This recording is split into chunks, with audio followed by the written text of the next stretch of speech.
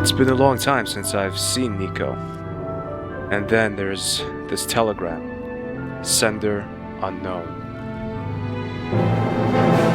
It says Nico's dead.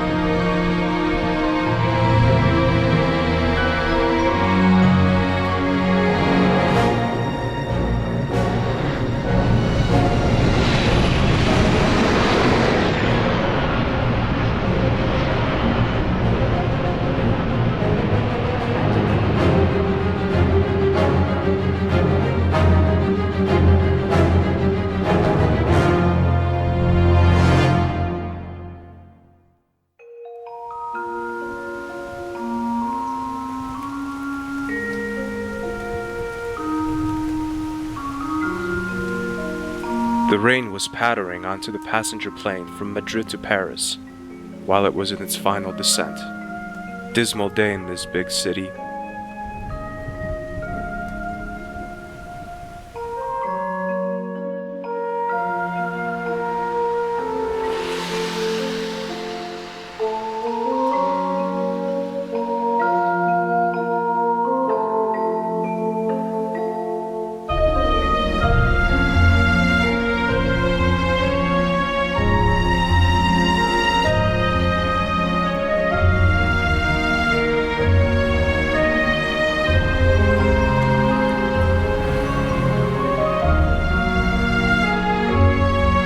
strange seeing Rujari after all those years.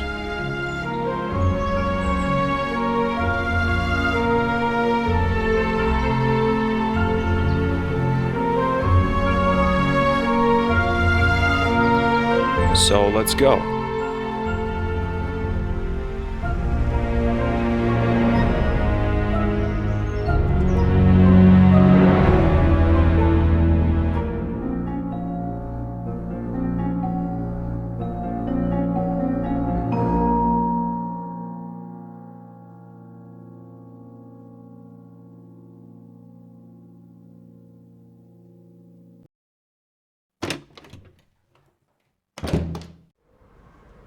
Nico, thank God you're okay.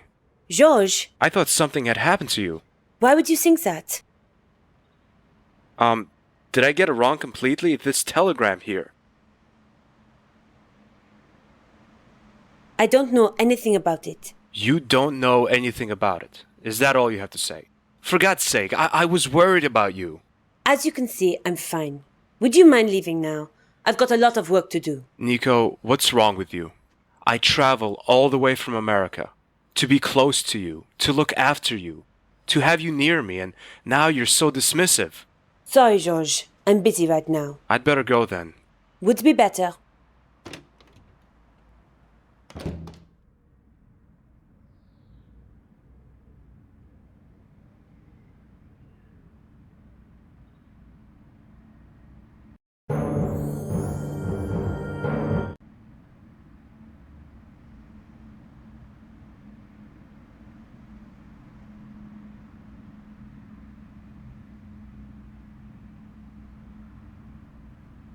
Yes, it's me, Nicole.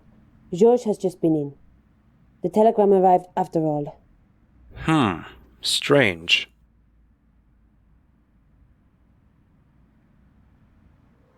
I'm kind of expecting a mad clown to jumping around the corner and knocking me out with his accordion now. My fears are proved to be unfounded.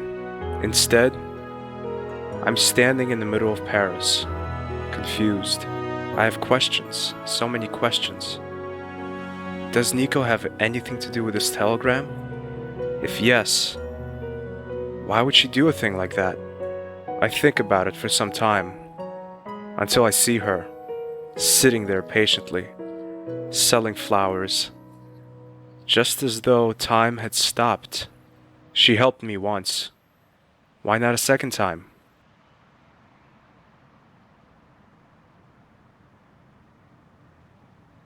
Excuse me. Oui? Oh, it's you. Didn't I tell you you would come back? Yes, you sure did. What have you been doing all this time? I've been selling flowers, telling fortunes to the customers, the usual stuff. Well, it's not that usual, is it? It is to me. Don't you ever get fed up with selling flowers and telling fortunes? You know, I've done this for years now. After such a long time, it is difficult to start anything different. You could produce your own TV show. Something like Things You Always Wanted to Know About Your Future. Not a bad idea. But I think I'm going to carry on selling my flowers. After all, I don't want to make a show of my gift. I understand. Good. No, I'm afraid I don't know what's going on with your girlfriend. Pardon? Ah, you were reading my mind.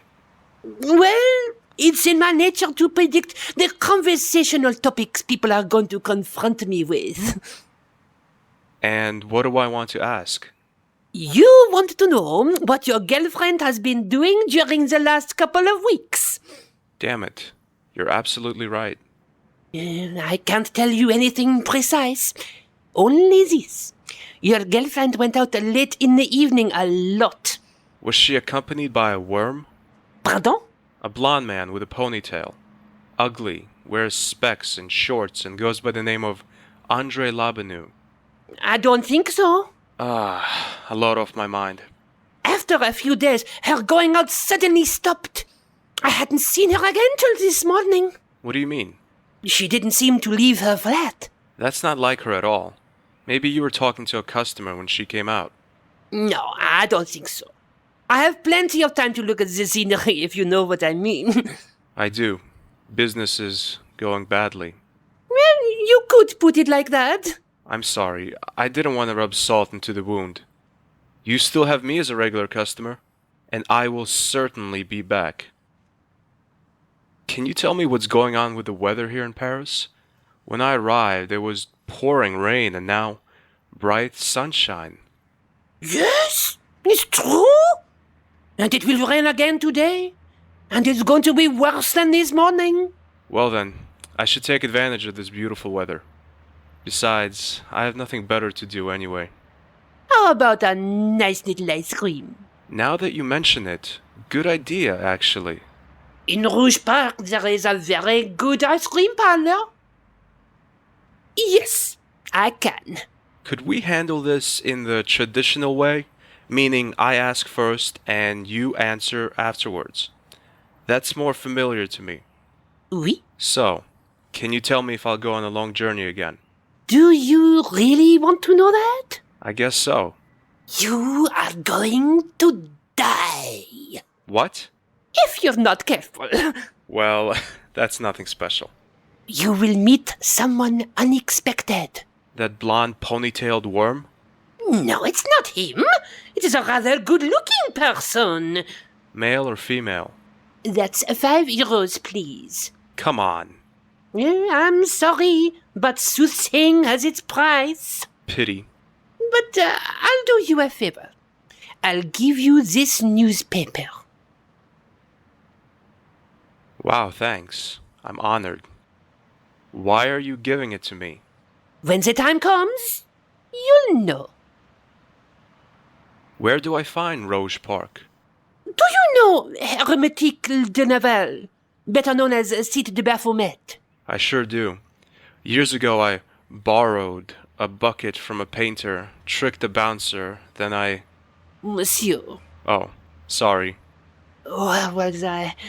Ah, yes. 2 roads on from there, the park begins. It's not particularly big, but the ice cream parlor is worth a visit. Thanks for the tip. I must be going now. Maybe we'll see each other again. Yes, we will.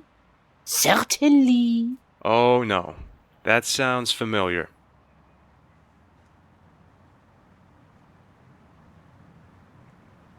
This is the newspaper the flower vendor gave me.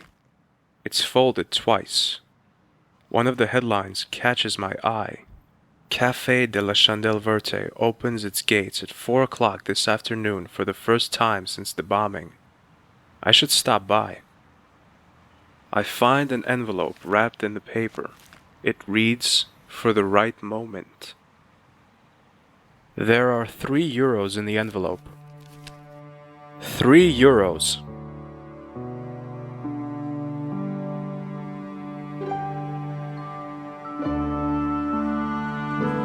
Smashing the window would be the wrong way and way too tiring.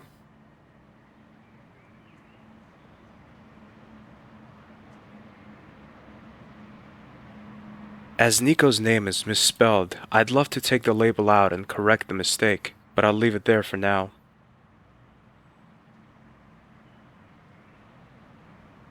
As usual, I don't want any flowers.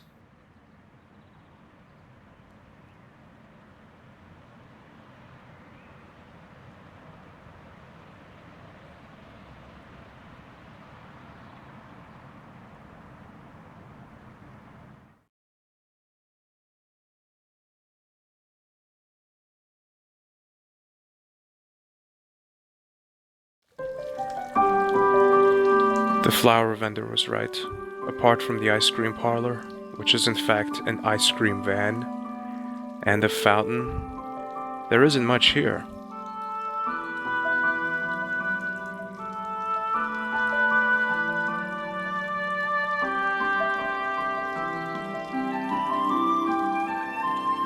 I can't sit down now.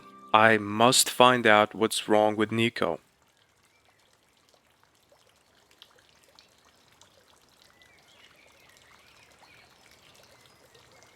I'm not thirsty.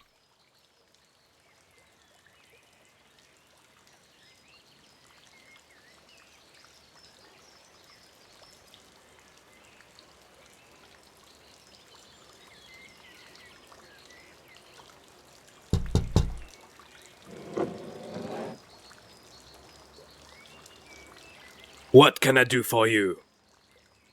I'd like 3 scoops of ice cream, please. 1 strawberry, 1 vanilla, and 1 chocolate. That's €3. Oh, €3. The vendor really knew what was going to happen. Oh no, don't tell me you haven't got any money. Nope. €3. You see? Here's your ice cream. Thanks.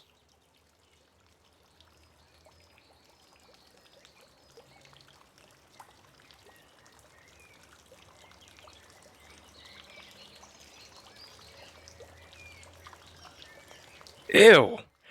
This ice cream tastes like dead socks. Gross. Ew. This...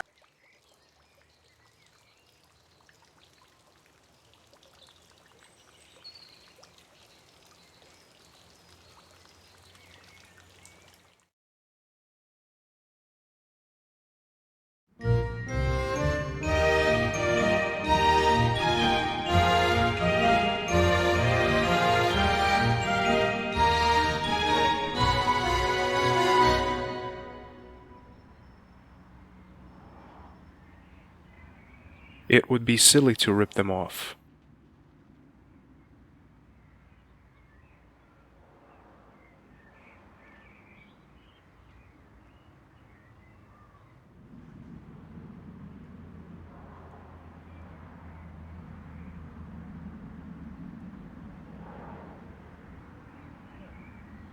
Monsieur, stop.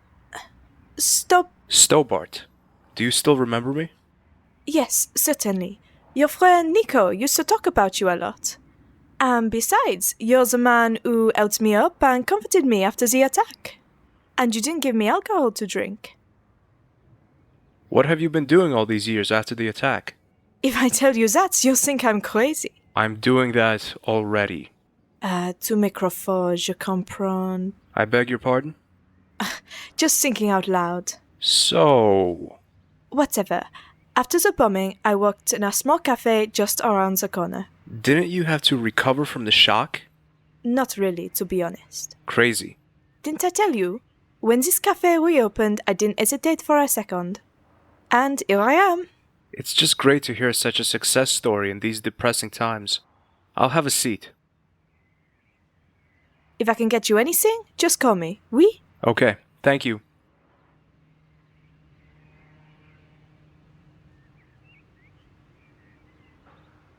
I shouldn't just help myself.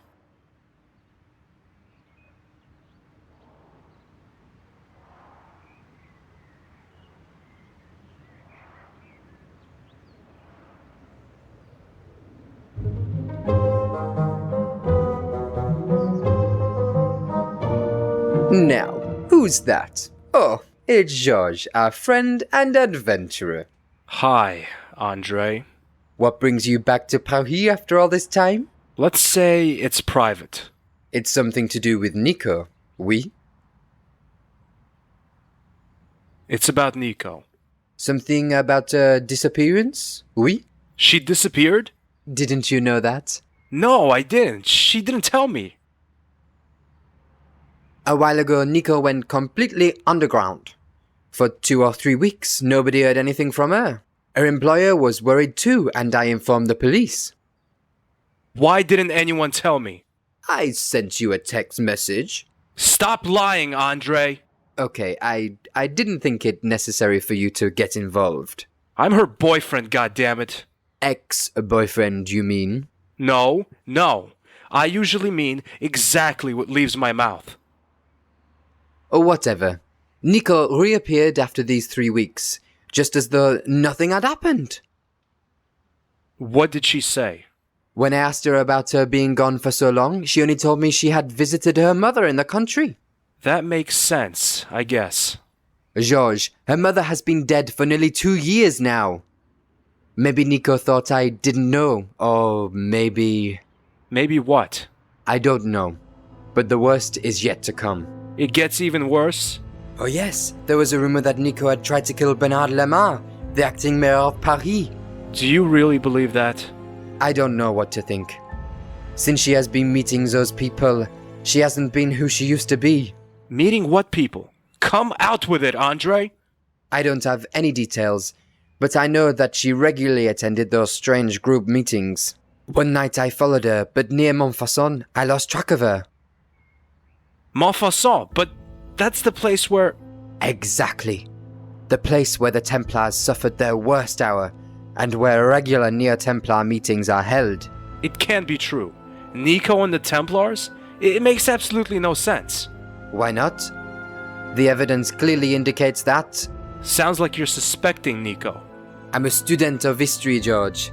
I believe in facts, and the facts do not give a good impression of Nicole. My grandfather died, Nico isn't who she was, and is suspected of trying to assassinate the mayor. That's just incredible. Have you asked Nico about the attempted assassination, Andre? I did, but she denied everything. Did the local press cover the story? They did, George. The story went through all the papers for days. France Nationale had a particularly elaborate take on the topic. Interesting. Maybe the paper's archive can be of help to you. The papers must still be available from there. How did these rumors actually emerge? I mean, how's anyone supposed to know that Nico was the assassin? Is there any evidence? I'm sorry, George, but I must be going. See you later. What a pity to see you go.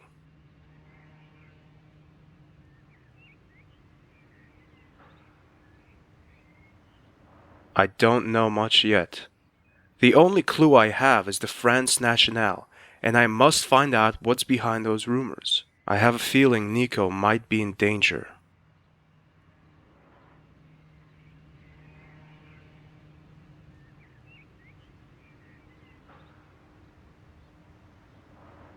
If I can get you anything? Okay.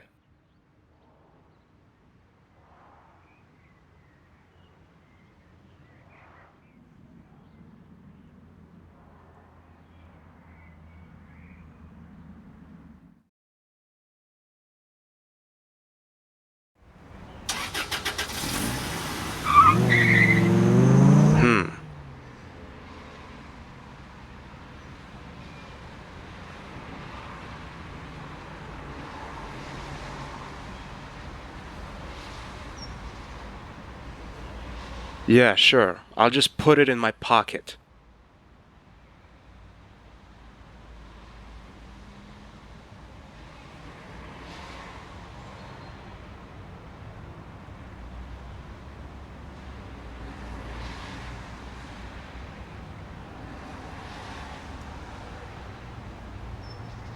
A heavy door secured by a padlock.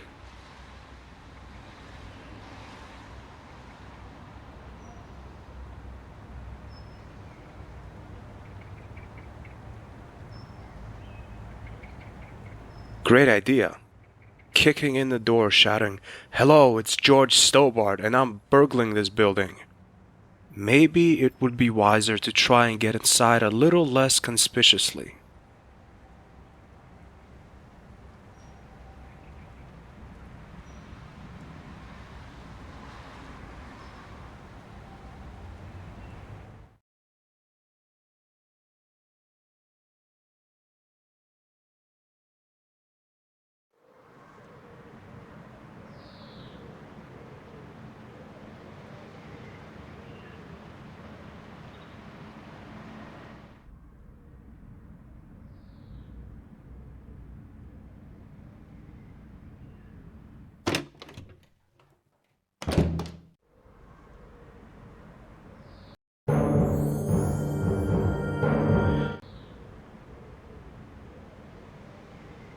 Always useful.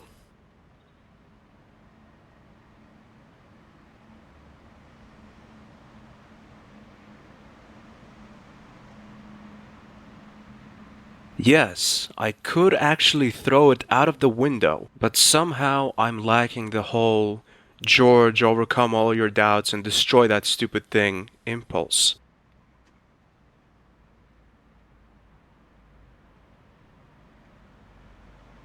Quite big and fuzzy.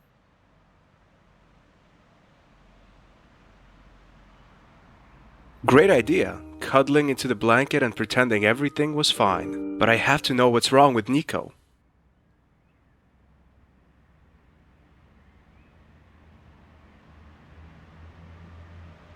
Not really feeling like suicide at the moment. Maybe later.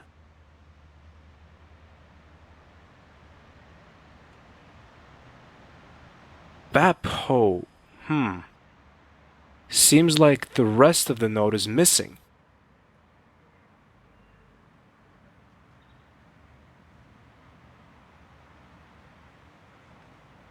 A note. I can see the letters M-E-T. Is that a place? The bag seems to be quite full. My hands reach into the bag. Ouch! I cut myself on a sharp metal something. As I get it out, I realize it's a pair of scissors. Nasty. Again, my hands touch something pointed, but this time I'm prepared for it. A hairpin. The last time I reach into Nico's handbag, I feel something smooth.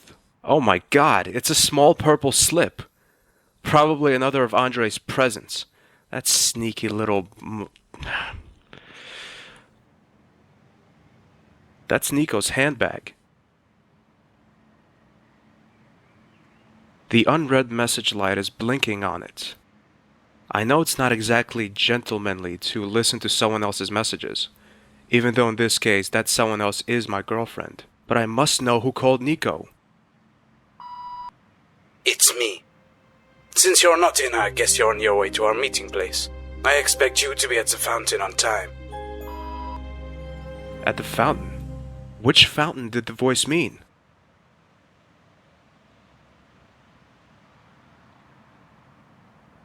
Yes, I could take some photos, but I don't think they would be of much use. I'd better leave that to Nico. Nothing happens. The operating system seems to be secured with a password. No, I won't. Why should I rip it from the wall?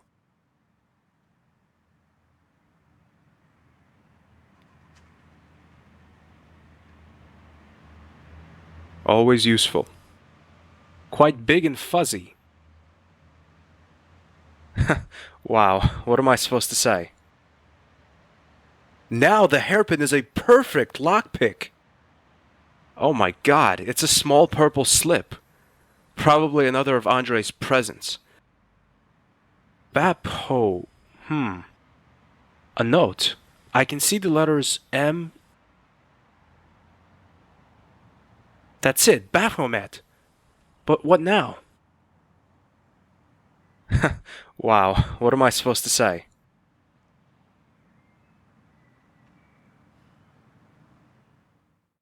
I type in Baphomet. It bleeps and buzzes. Then the screen displays a list of names and addresses. The right edge of the paper shows the coat of arms of the Parisian police. That must be a copy of an official document. Maybe an address list. Maybe Nico is working on a new story.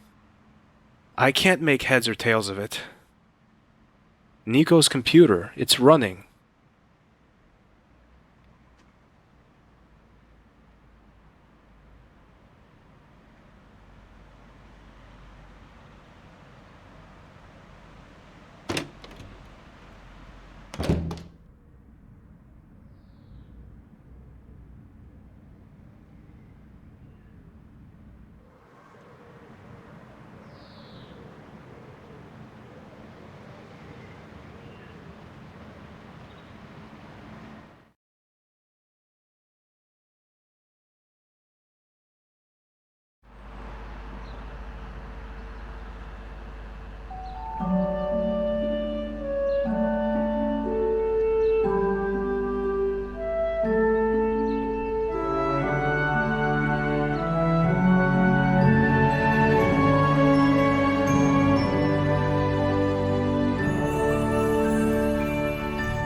I've got lots of memories of this place. This time again, a trace led me here.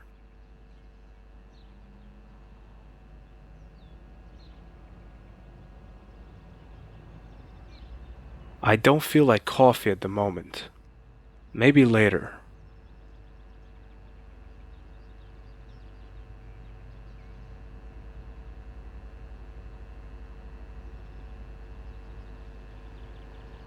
I won't go in there again.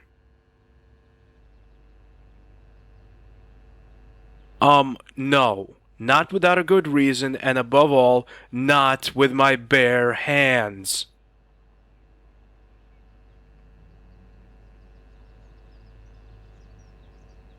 So you want me to hang myself? I'd rather not, but thanks for the offer.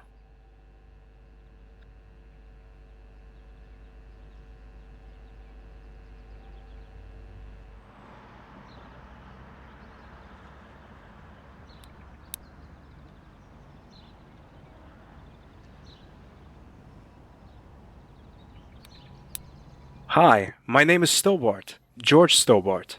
And my name is Les. Les. Is that your flashlight? Yes, it is. And I'm not selling. What if I gave you something else in return? You don't have anything I want, believe me. If you knew what I sometimes carry around, I once had a fish in my pocket. But I'm sure you don't have the item of my dreams. Who knows? You have a woman's slip with you, oui? You're not serious, are you? Oh, why not? Many guys have a feminine side. I don't. You do. Just look at your hairdo. What about it? It's feminine. It's not. It's just blonde. It's as masculine as my physique. That was the second thing I wanted to mention. Stop it. I'll see if I can get you a slip.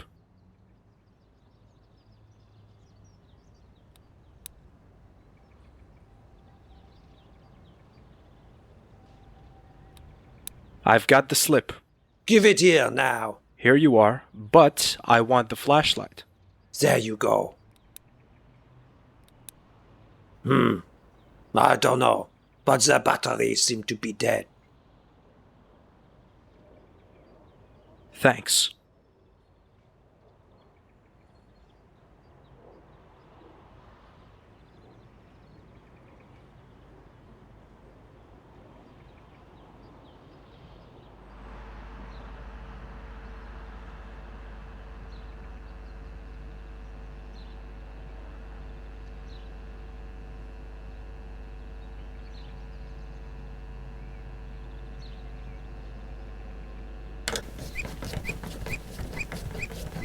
Now I've found an item that's worth risking my life for.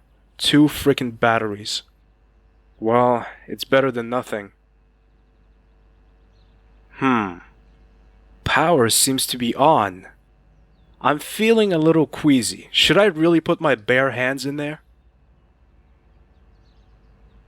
I'd rather not. Damn, that hurt! But at least I have courageously acquired 2 Maupassant batteries. Great!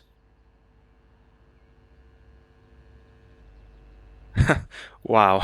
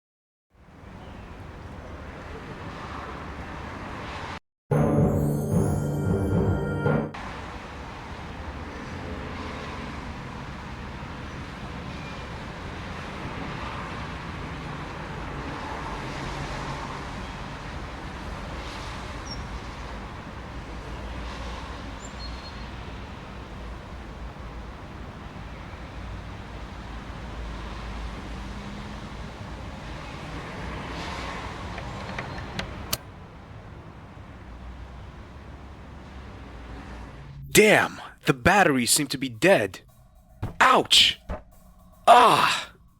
Oops! I should hurry up.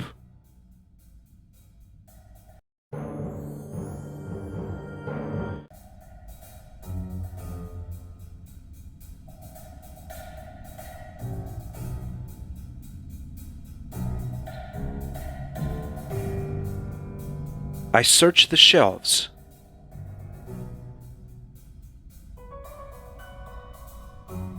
I search the shelves.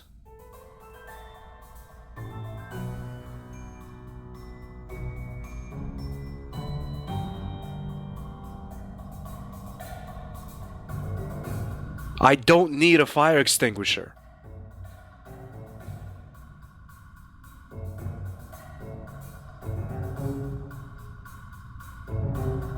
I search the shelves.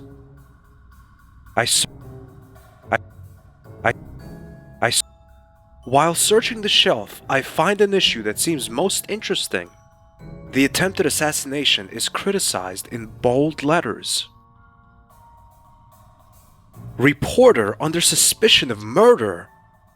The renowned Parisian journalist Nicole Collard was released without charge early on Monday evening after several hours of interrogation.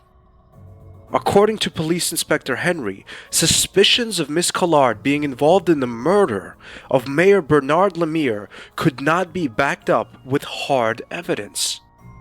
Lemire had lived under the threat of repeated assassination attempts in recent months after overtly confronting Parisian cults and their totalitarian structures.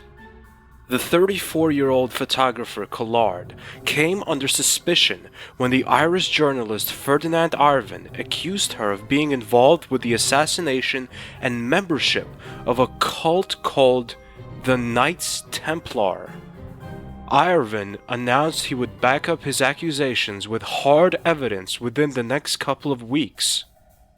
He is currently living in an unidentified safe house under 24-hour guard by police for his own safety.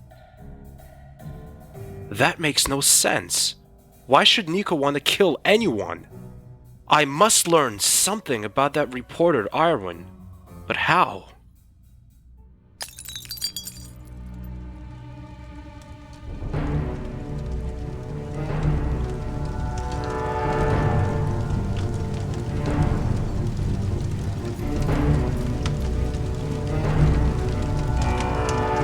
No way.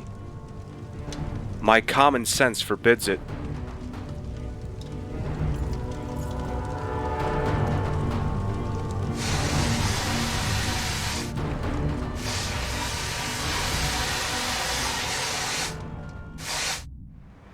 That was close.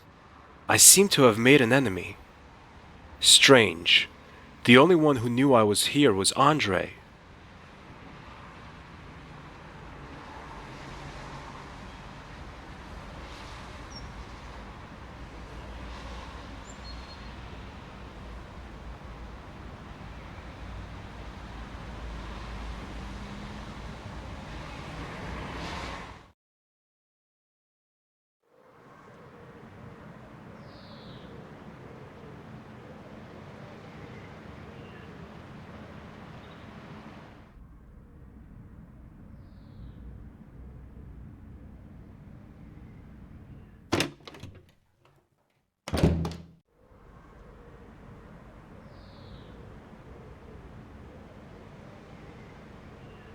As I look at the list again, the name Ferdinand Arvin catches my eye. That's the journalist mentioned in the same newspaper article as Nico. Right next to his name, it says Mouvage 12.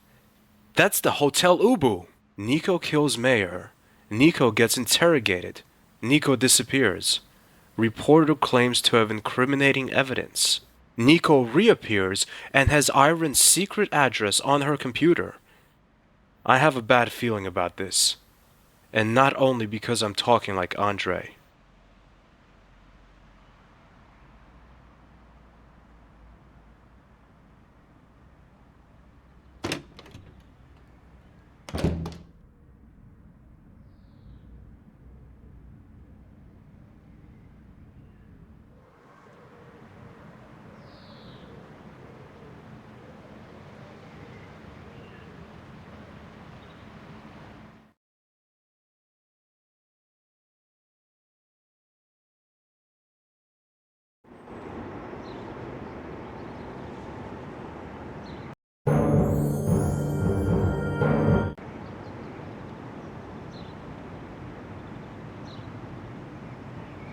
The chalkboard is fine where it is.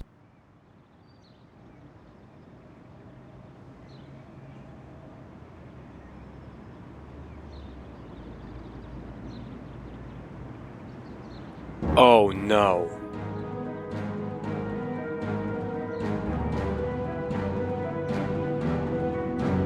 Monsieur Stobart, nice to see you again. I can't say it's nice to see you. Flap, stop waving the gun around, will ya? Sorry, Guido.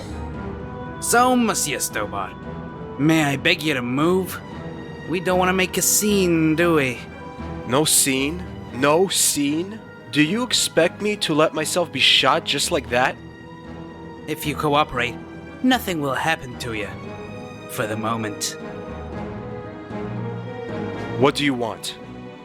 Oh, come on, Stobart. Don't be stupid. Since you stuck your nose into things that were none of your business 7 years ago, you've been #1 on the list of enemies of the Templars. Stop that garbage. The Templars are gone. If you say so. Just a coincidence that your girlfriend met with people who call themselves the Templars, don't you think? Liar! Nico would never get involved with those idiots. I could see a broad smirk spreading all over his face. You've met Mademoiselle Collard today? Yes, why? Just curious. If you touch her... That need not concern you anymore. Not since she's been going out with that fair-haired history professor. Andre? Right, that's his name. The two make an excellent match, don't you think, Monsieur Stobart? Another lie. Every word that leaves your mouth is a lie, Guido! How did you manage to get out of the church in Bannockburn anyway? None of your business. Can I shoot him now? Not yet, Flap. Not yet. Oh, man. Can't we just be friends? What? And lose out on 2 million euros? What are 2 million euros compared to a real, long-lasting friendship? So, the Templars still exist. Yes, and they're stronger than before. If you think you wiped out all the Templars during your Scottish adventure, you are sadly mistaken, Mr. Stobart. And you guys work for them again. Monsieur Stobart, we are the kind of people who are often called mercenaries. We get our money, that's all that counts for matters to us. Believe me, that's gonna change. I'll stop you again this time, even if I have to travel around the globe for it. But you see, Monsieur Stobart, that's exactly what Flap and I are here to prevent.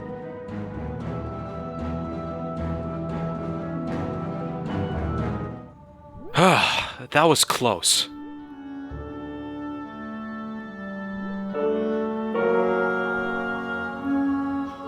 I wasn't even interested in piano lessons when it was in to get mom and dad to teach you how to play.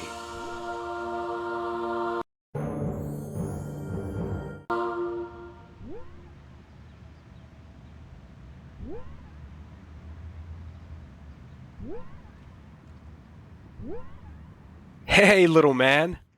Hello? Hello, who are you? I'm George Stobart. That's a weird name. No, it's not. But it is. No, listen. Stobart is a perfectly normal name.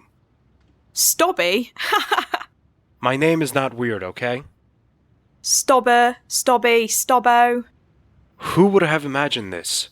I travel halfway around the world to have an argument about my name with a boy with the intelligence of a banana. My dad has a better name than you, mister. So, what's his name then? Flap?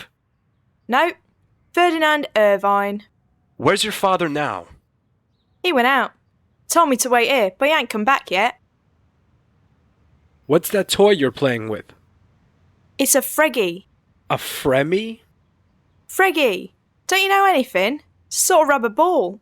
Looks funny. When did you last see your father? About 3 hours ago.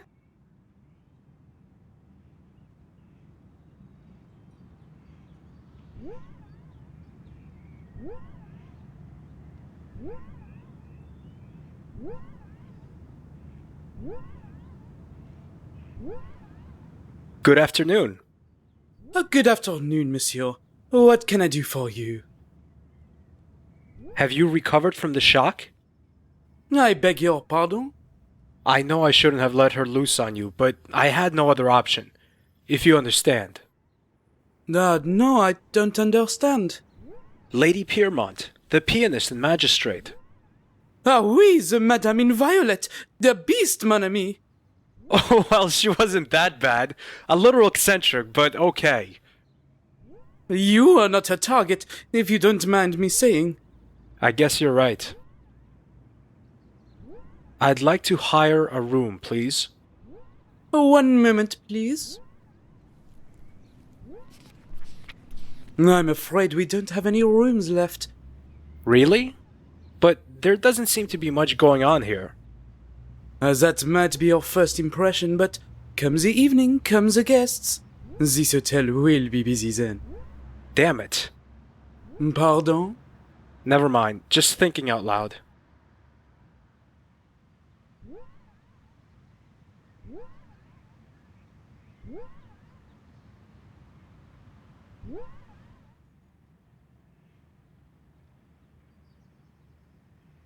I can't get in there.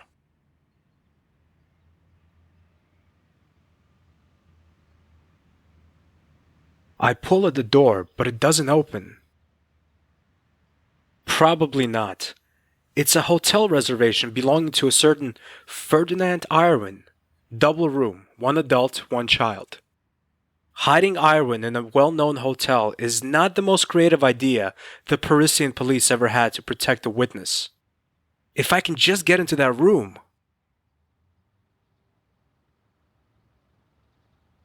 I can't get in there.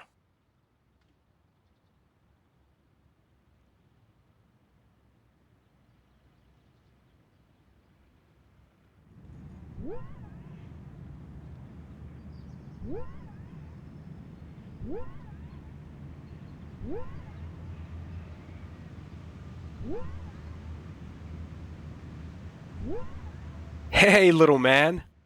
Hello?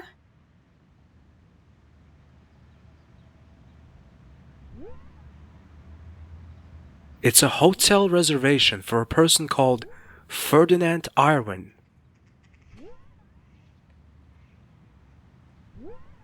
Hi, me again. Hello, Stobby. Listen, would you like to play a little game? Oh yeah, a game. Friggy. Gets boring after a while. Here's the deal. We'll go to the receptionist together. Reptor... What? That man over there. Uh-huh. And there, we're gonna play father and son, alright? Sounds good.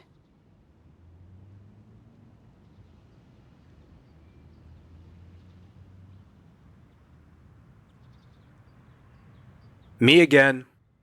I can see that. What can I do for you this time? I reserved a room. Have you? May I see your reservation? There you go. Mr. Ferdinand Irvine and son? Brian. Arthur. Pardon? Arthur. Brian is his middle name. Okay, here's the key to room number 122. Thanks. I wish you and your son a pleasant stay.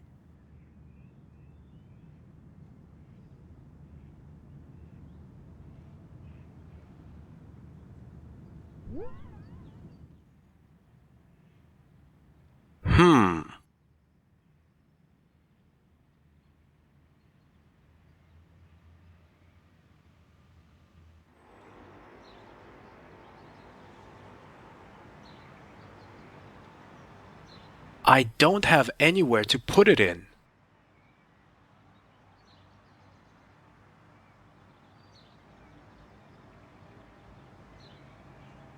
I'm not thirsty at the moment. Minibar prices are always exorbitant, especially in Paris.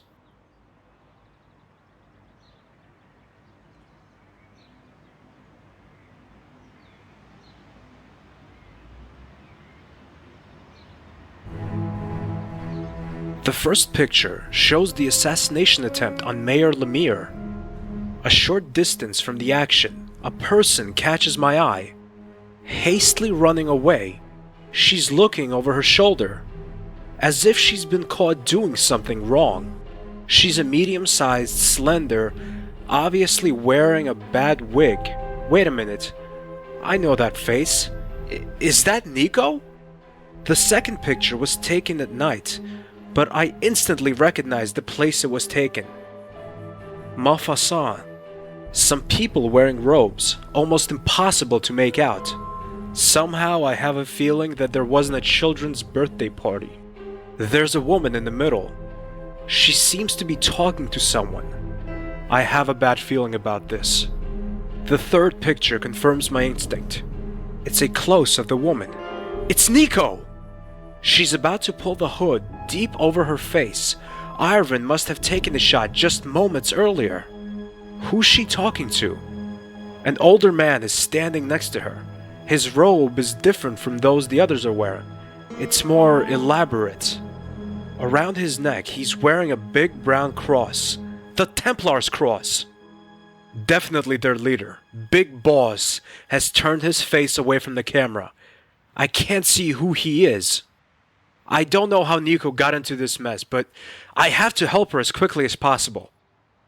It's time to get some answers from Nico.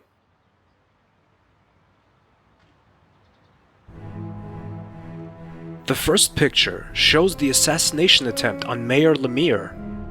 A short distance from the action, a person catches my eye. It's time.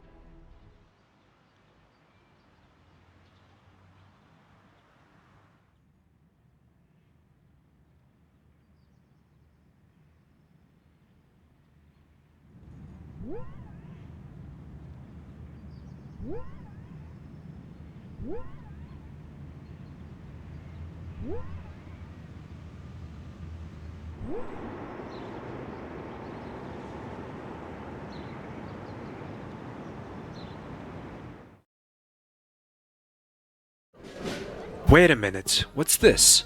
A parade? There are huge barriers blocking the way to Rougerie. Just my luck. I must find another way.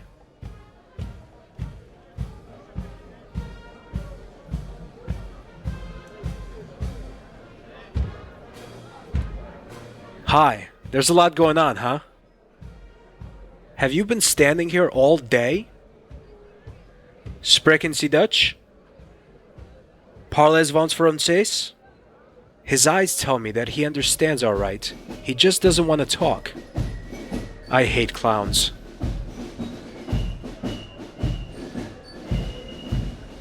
No way. Hello, excuse me, sorry, could I... Hello? They don't even notice me.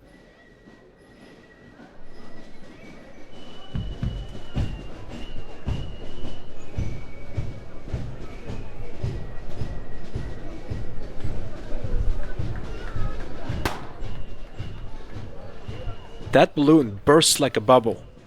I like it. The passers-by don't.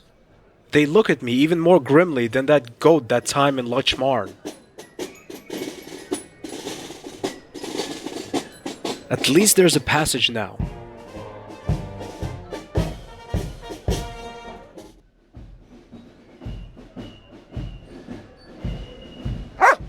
That's just my luck.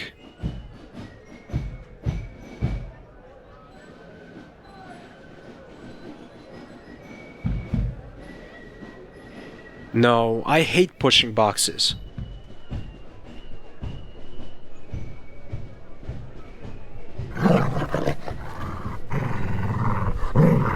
Do I look deranged?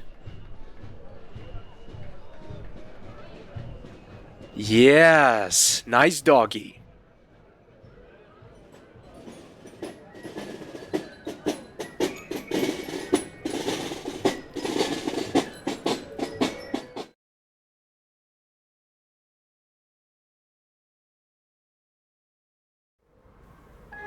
I was told that my uncle was part of their cult.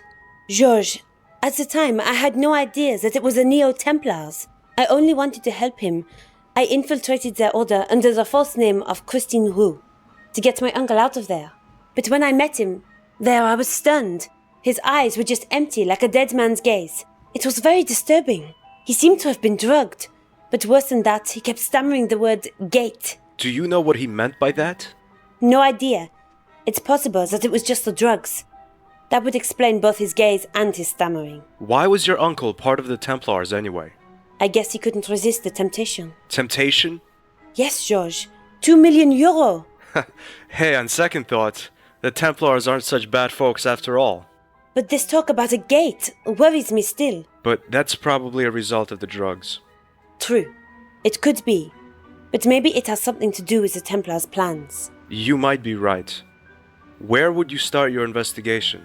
The only one who knew about my plan was a good friend of Andre. A good friend? Yes, a friend.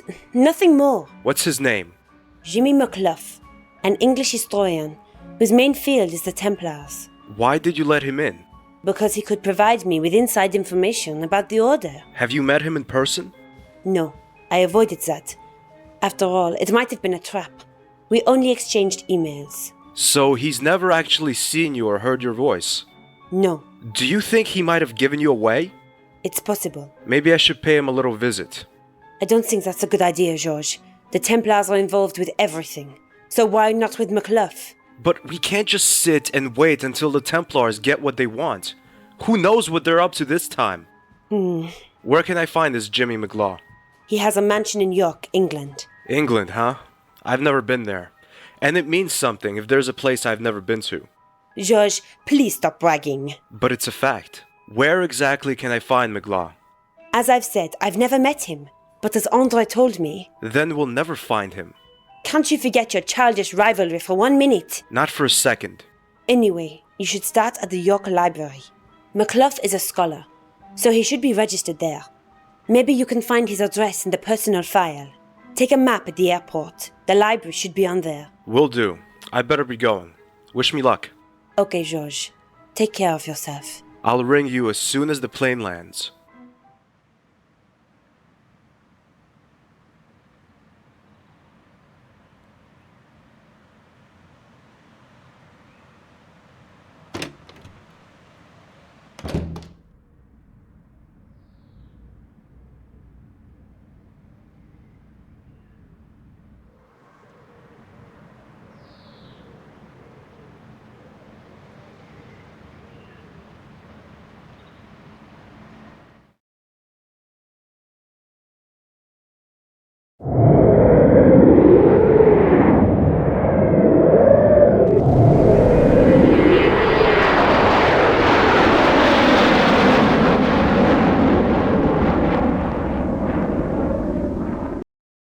This is a York map.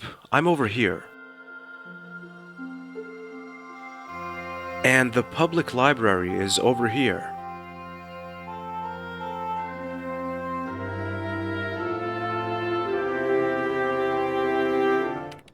There isn't much going on. What's that hammering noise? As I turn my head toward the Victorian desk, I see the source of the insufferable noise. The librarian is torturing her keyboard. I hate computers. Might be connected to the fact that I'm not very computer literate.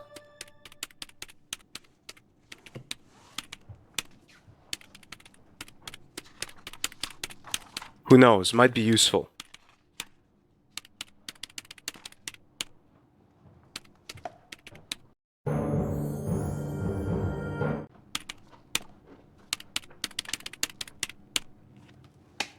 Excuse me, ma'am. Yes, please? Do you know anything about the Templars?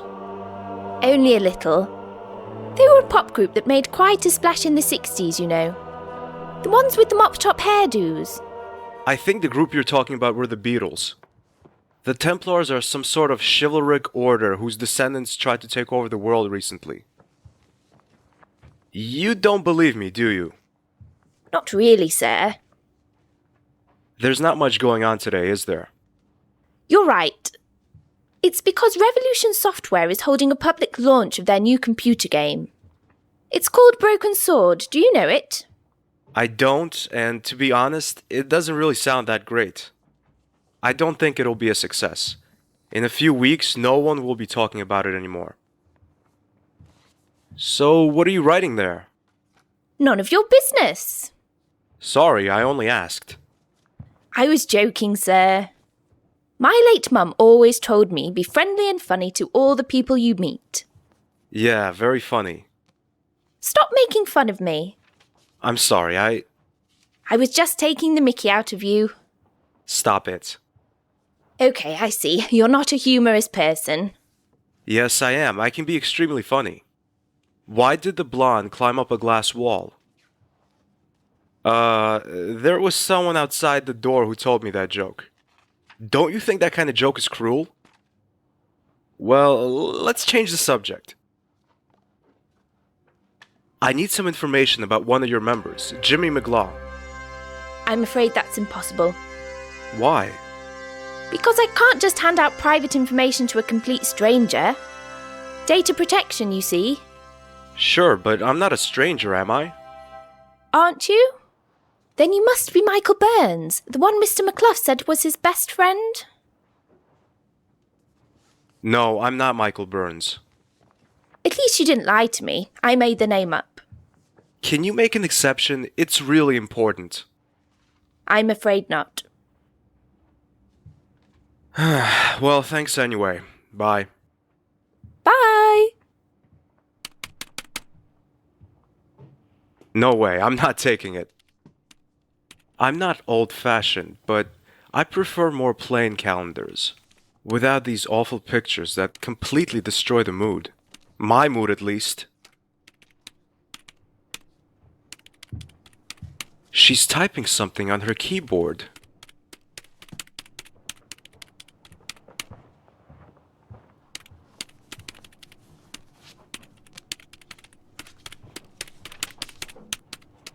I haven't read a book not dealing with the Templars in a while.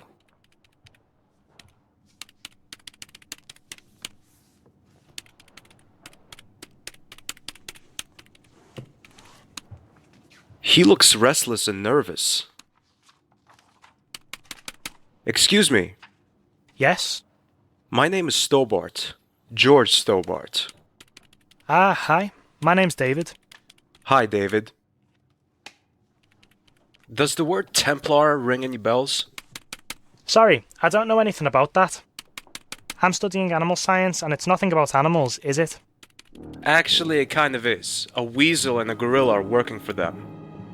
A weasel and a gorilla? How? That's a long story. I see. Unfortunately, I'm in a bit of a rush with this.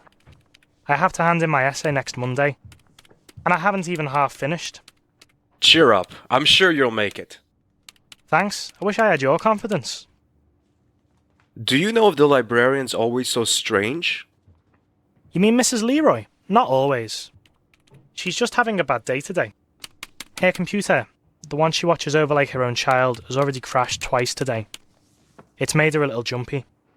Now she has to catch up on an incredible amount of work, which explains why she's literally bludgeoning her keyboard. Why did her computer crash? Because some electrical cable in the basement doesn't work properly. It takes at least an hour until that can be repaired. And now, poor Miss Leroy has to do all the work by herself. Don't you have a janitor? The caretaker is at a presentation, something about a computer game. I see. Listen, David, can you tell me where I find the fuse box in the basement? What do you want to do there? Things. Well, down the stairs, second door to the right, then left and down the corridor. Thanks, I wouldn't have found it by myself. Now I know where to go in the basement.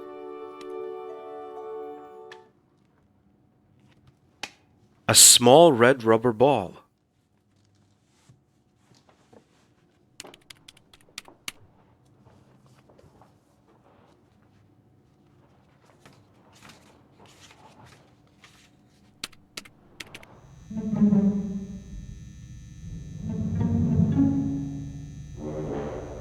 It says York United. It says York.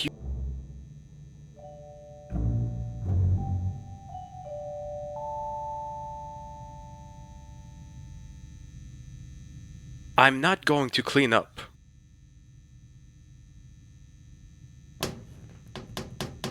Damn, it's stuck. I can't open it with my bare hands.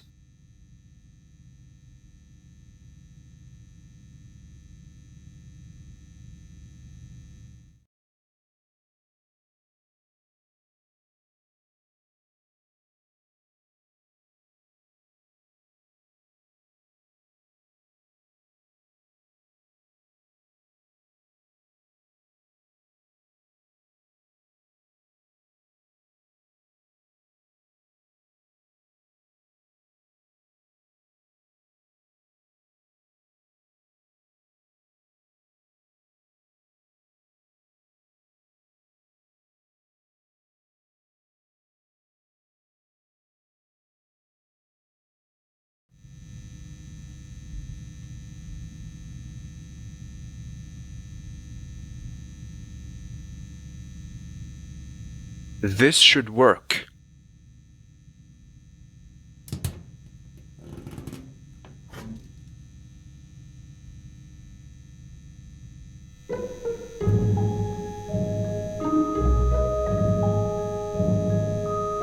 There's something written on it.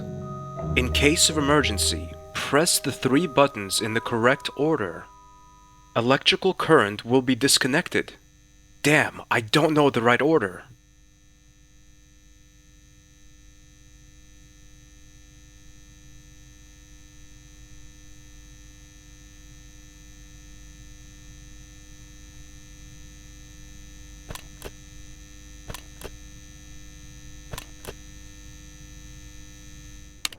Mrs. Leroy leaves her desk.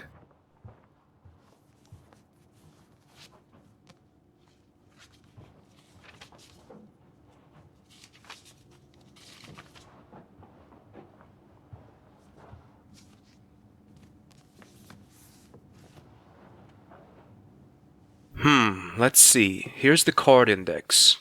Manish, Marworth, McKinsley. Aha, there it is. McLaw, Rangersfield Hall. Somehow, I have a bad feeling about this.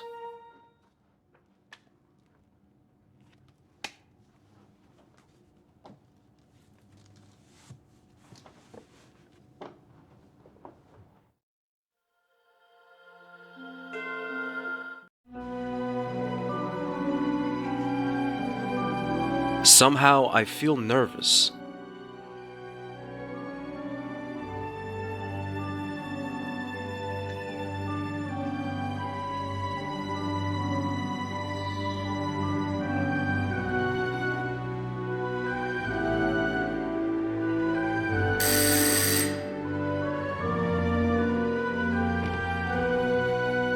How can I help you?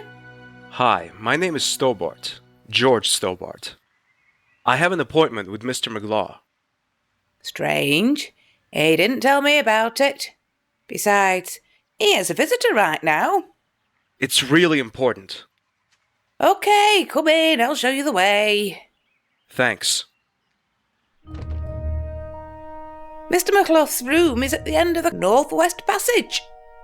It must be cold up there in the Arctic region. Thanks very much.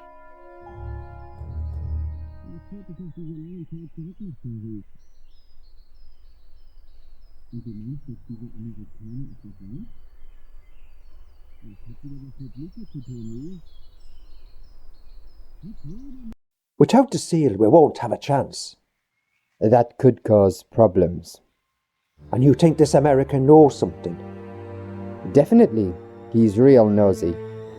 If you're right, you'll get all the necessary information about the order. How will we catch him, Jimmy? I've had 2 of my best men take care of him. They should be here soon. Even though I can't stand the man, we did agree that you wouldn't hurt him. You only want his information. Sure, that's what I said. Could I use your toilet, please? Of course, it's just down the corridor. George! Andre, you sneaky traitor! It's not what you think. They only want to talk to you.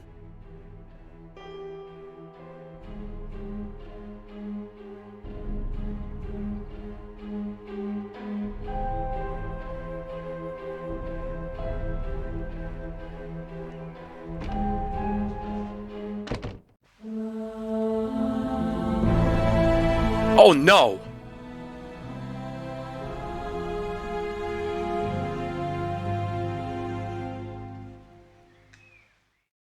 Mr. Stobart, we'll talk to you later. In the meantime, you can get familiar with your new roommate. If you aren't familiar already, that is.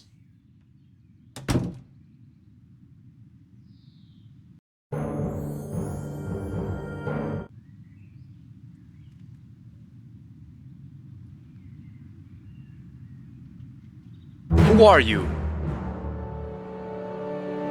Ah! You seem surprised, Mr. Stobart. How did you... You're not the only one who can play tricks. But I saw you lying dead on the floor of the train compartment. Immediately before I got on the train to Bannockburn, I put on a bulletproof vest. After all, unlike you, I knew what was ahead of us and who we would encounter along the way. A blood cartridge was an incredibly useful means to feign my own death. And how did you escape? That's a very long story.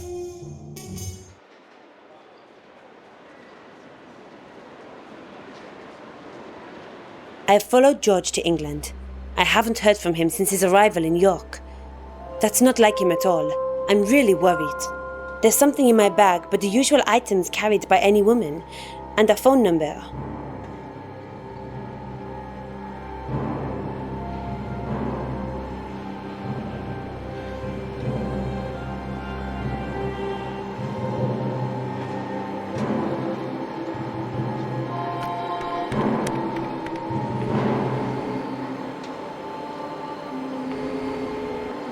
Jimmy McClough? Who's speaking, please? My name is Nicole Collard.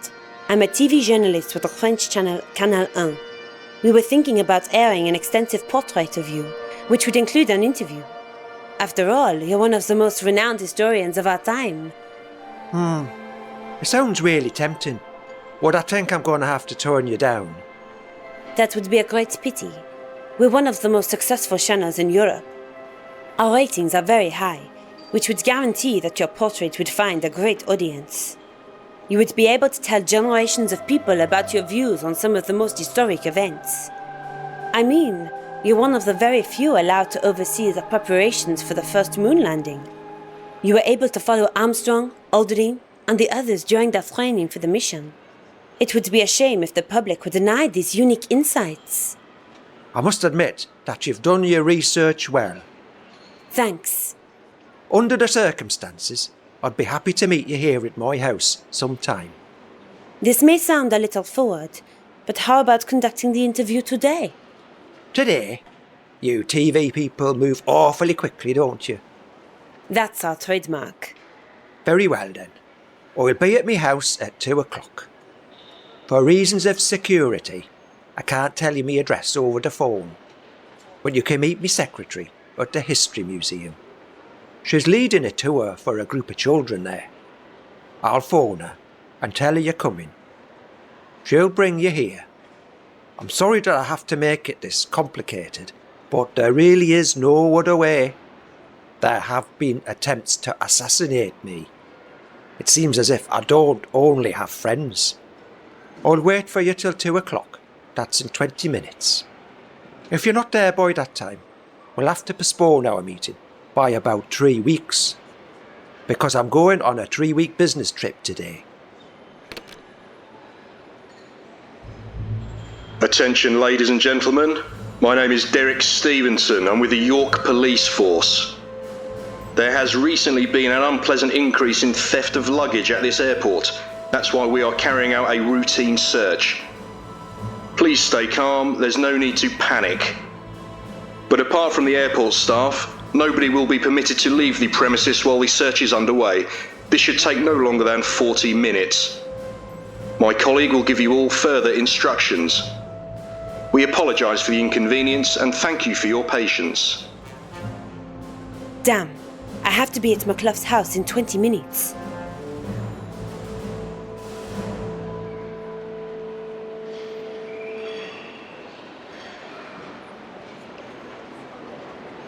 Stop! You can't go in there.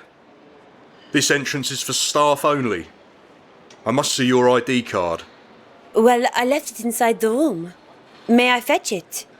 Section 4, paragraph 3 of operational guidelines clearly states no access to sealed areas for unauthorised persons. Maybe you could fetch my bag for me. Well, not really, but I suppose I could make an exception. What does it look like? Well, there are small hearts on its left side, spelling out, I love you. One moment, please.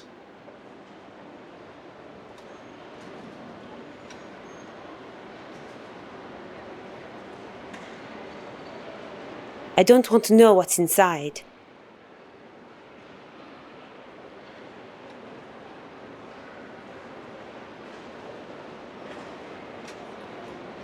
I'm afraid your bag is not in this room. And you really can't let me in? Section 4, paragraph 3 of...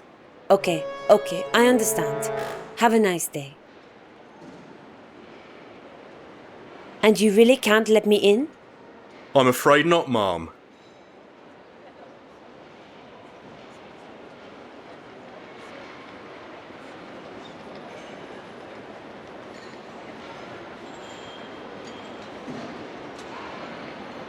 Wait a minute. Only airport and flight personnel are allowed to leave the complex. Don't I look like one of them? That's beside the point, miss. May I see your ID, please? You know, regulations.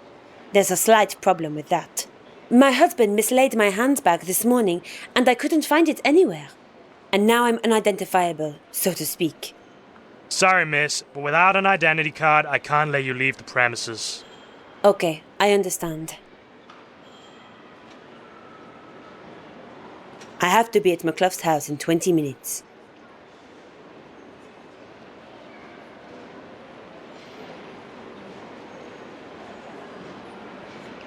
Excuse me? Yes. Oh, Miss Collard. Do we know each other? I met you and George in Quaramone about 4 years ago. George was in prison, and you were going to a meeting with General Graciento. Do you remember? I do now. But I don't remember your name. Dwayne Henderson. I was there shopping with my enchanting wife, Pearl. Ah, oui, Monsieur Henderson. Nice to see you again after such a long time. How are you doing? So. I'm looking for George. Ah, George! How is he? I'm afraid I don't know. I haven't heard of him in a few days now. That's how men are. Sometimes they need some distance from us women. He'll call you back, honey. That's not really George's style. Well, George does behave a little strange occasionally. What brings you to York? Pearl and I are here on a stopover, on our way to Morocco. We want to have a look at some old ruins there. And as we're there anyway, we'd like to do a little shopping tour. Here in York, we've already seen the traditional happiness fair. You travelled all this way to see a fair?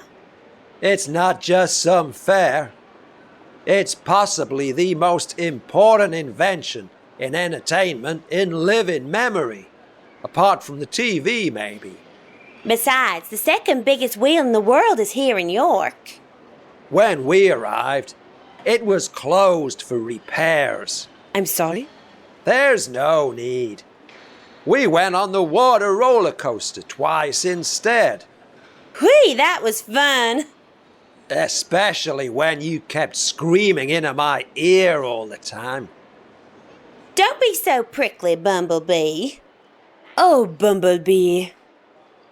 May I ask you how long you and George have known each other?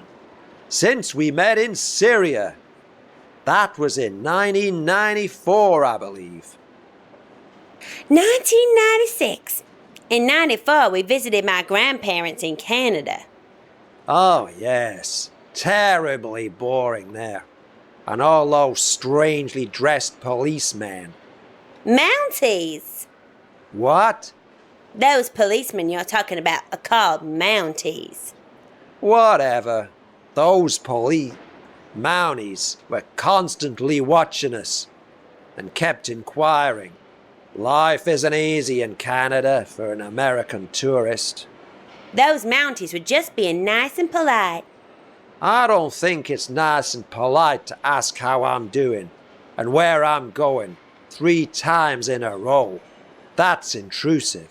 That's what it is. If you say so, honey. It's really interesting to listen to you, but unfortunately, I haven't got much time. Have you ever heard of a historian called Jimmy McClough? Oh yes, we were in his museum. The History Museum. That's the one, you know it? Not really, but I have an appointment with his secretary. After that, I'm going to meet Mr. McClough in person. You are gonna meet Mr. McClough? The Jimmy McClough? Yes, in about 20 minutes. If I don't make it in time, I'll miss my chance and I'll have to wait 3 weeks.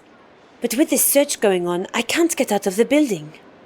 That's a disaster. You don't get to meet Jimmy McClough every day. If we can help you in any way, just let us know. Okay, thanks. What makes this fair so special? It's simplicity. There aren't so many attractions there. But these few are just marvelous. Well, I've never been a fan of fairs. You're missing out. You didn't by any chance see Georges at the fair, did you? No, I don't think so. Did we, Dwayne? Don't think so. Sorry. Well, thanks anyway.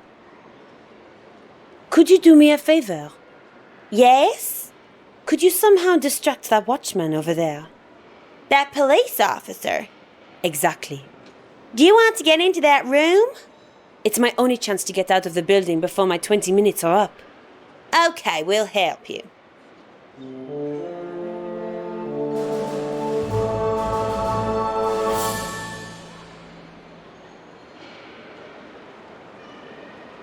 Excuse me, sir. What can I do for you, Mom? May we take a photo with you? You don't see a real British policeman every day. Especially when you come from America. It's an honour, Mom. But you know, we have a policy. To hell with your policy.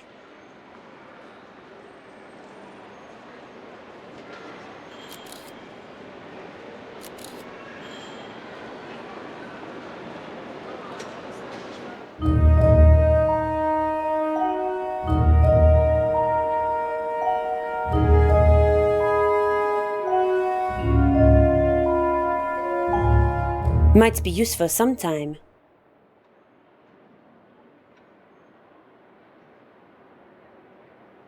This towel is unused. What am I supposed to say?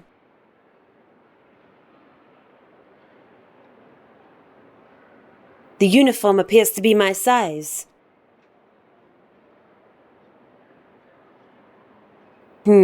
Such things tend to happen every time things start to get interesting. A pity, isn't it? Damn, it doesn't fit. Someone's staff uniform is hanging there.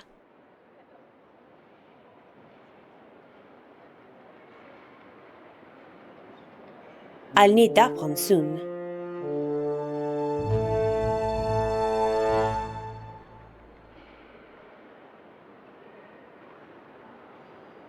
I've got one of those in Paris, only mine looks better.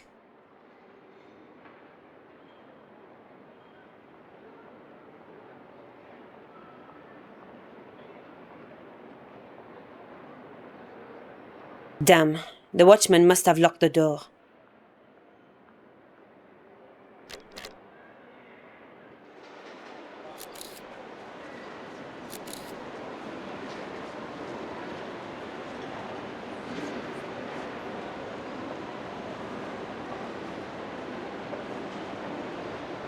Me again. Yes, please. Here's my ID.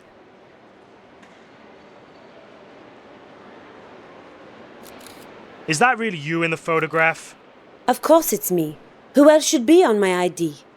Okay, miss. Mrs. Sorry, Mrs.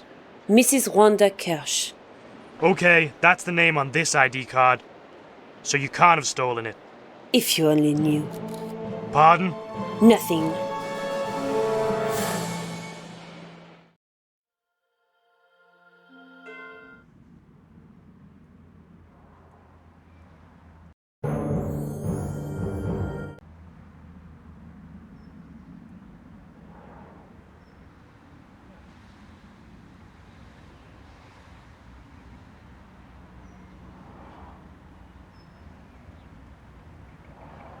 Excuse me, can you tell me what all this commotion is about? I have to get into that museum. Don't we all? Maybe, but it's different with me. Yeah, me too. Is the Prime Minister paying a visit? There'd be less of a fuss then, wouldn't there? Haiku McEwen is visiting the museum. I don't know him. Well, he's the reason you can't get in. And when does he arrive, this Haiku McEwen. All right, Haiku McEwen. When does he arrive? He's scheduled to arrive at 3 o'clock, but it may take longer. Is there another way into the museum? Not a legal one. Okay, thanks for your help. If you can call it that. A pleasure, if you can call it that.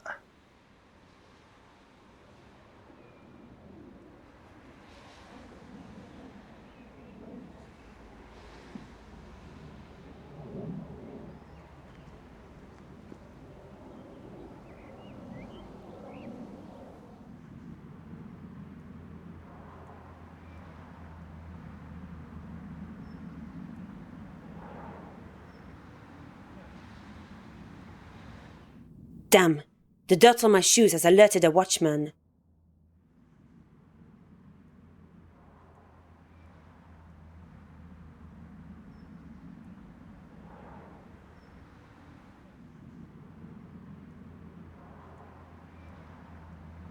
I hate puddles.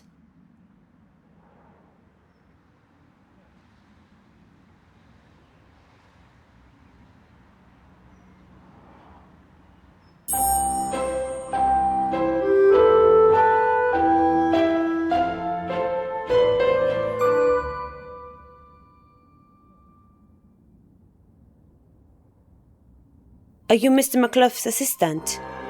Who wants to know? My name is Nicole Collard. Oh, right. The journalist. We should hurry or we'll be late. Okay. This is Mr. McClough's estate. I think you can find your own way from here. I have to leave you here. My group of children are waiting. Thanks a lot. It's been a pleasure. Goodbye and good luck with your interview. I take a look at my watch and I notice that I'm 5 minutes late. What am I to do?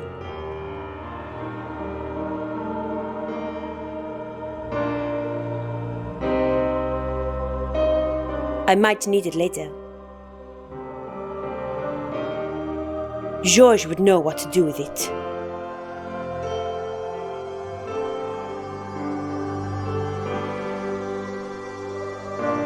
No, I must find Georges first.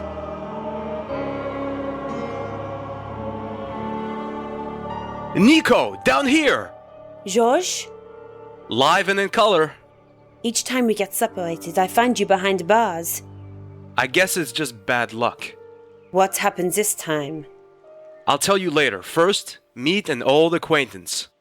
Mademoiselle Collard, good to see you again. You evil, deceitful idiot! I thought you were dead! Nico, calm down and get us out of here first. Us? You don't expect me to get this murder out of here, do you? Yes, I do. Come on, I'll explain everything later.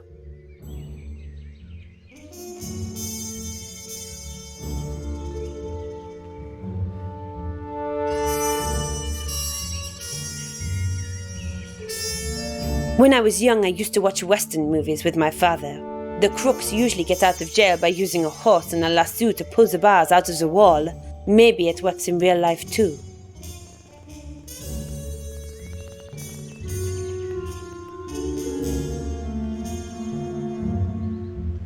This could work.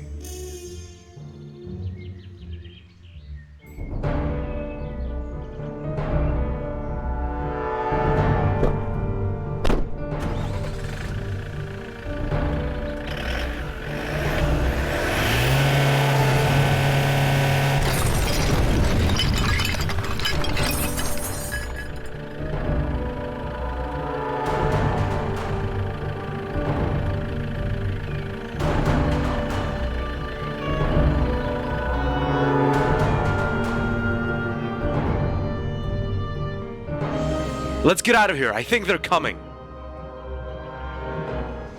Very well, Khan. How were you able to survive the attack? Out with it. You know, my father was a very popular illusionist. Night after night, he'd fill concert tents. The audience loved him. Shortly before he died, he taught me his most important tricks. I learned to disguise and to hoodwink other people, trick them. And it obviously worked. And why did you do that? Instead of pretending to be dead, you could have helped us back in Bannockburn. You might have been extremely helpful. You made it without me. We did, but mainly thanks to a huge pile of luck and an equally huge pile of plastic explosives. And because of that idiot Guido. He really tried to blow out the fire with his mouth. I wouldn't have been too helpful anyway. Why not? I lied to you in the train. We weren't on the same side all along. I was a professional killer, a mercenary who risked his life for money. I don't understand. I knew the Templars before the incidents in Paris, Bannockburn, or Syria. But not because I used to pay much attention in history class. I was simply hired by them. You worked for the Templars? That's exactly what I'm saying. $100,000 were a good reason to start working for the Neo-Templars. My first job was killing a politician in Japan. Then I came to Paris. That was the Plantade job. And why the hell did you try to kill Georges? Yes, why did you try to kill me? He was just an unpleasant witness, that's all. However, I did become curious myself at some stage, so I started making inquiries. I read everything about the Templars I could get hold of, everything about their past. Old newspapers, articles, medieval documents, journals, simply everything. Naturally, the Templars didn't like that, so I was put on their blacklist myself. And that's what caused me to act against them. A hitman seized with remorse. I don't believe it. As stupid as it might sound, but even killers have a soul, Monsieur Stobart. I decided to take your side and help you. But you didn't. You still tried to kill me. Wrong. I was never intending to kill you. Didn't you? Have you forgotten our little meeting in Syria? I haven't. That was an I don't know how many feet jump I had to do. As I said, I'm quite good at pretending my gun was loaded with blank ammunition. What? You're telling me I risked my life jumping down there because you threatened me with blank ammunition? It must have been an incredible experience. You said you wouldn't have been able to help us. Why? Very simple. I broke my leg when I fell off the train. What did you do in Jimmy McClough's house? That's a little complicated to explain. Only this much. The Templars still exist.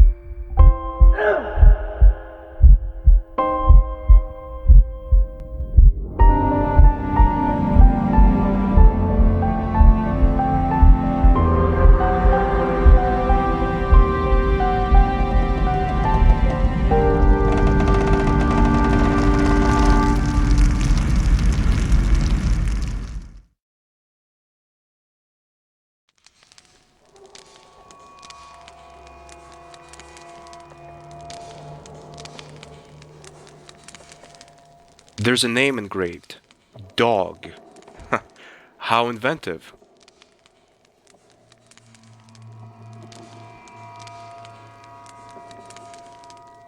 I push the window pane, but nothing happens.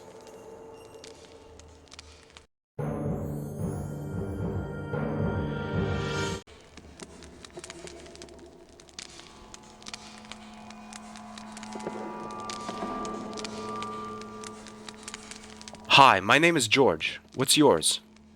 My name's Miranda. How old are you, Miranda? I'm 12. Why are you sad? My dog's run away. Don't you want to look for it? I can't. Why not? I'm blind. Max is my guide dog. I see. Shall I find him for you? Would you do that, mister? Sure, Miranda. I'd love to. Maybe you can also find my dog whistle. Max must have somehow torn it from me when he ran away.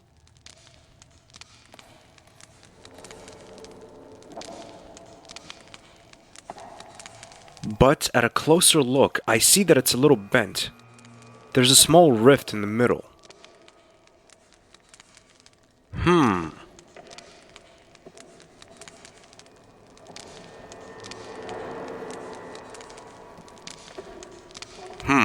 Nice idea to just hold on to one and pretend nothing had happened. But now I really must find Khan and Nico. I shouldn't talk to them now. Excuse me. I'm not deaf. What can I do for you? Do you have any idea why this train derailed? No, I haven't. Could it be an attack? What's that supposed to achieve? Injured or maybe even dead people? I don't know. I understand. Have you seen two persons leaving the train?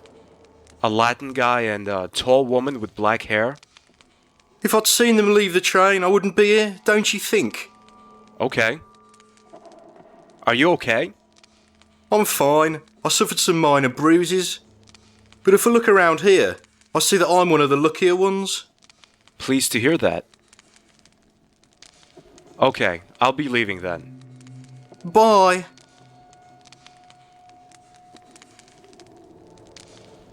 I am not a thief.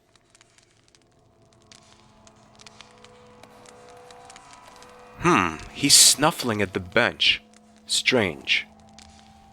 I take a closer look at the dog, and I see that he really ripped the whistle from Miranda. Carefully, I take it from him. That must be Miranda's dog. Wow, what am I supposed to say? The dog tag has a pointed side.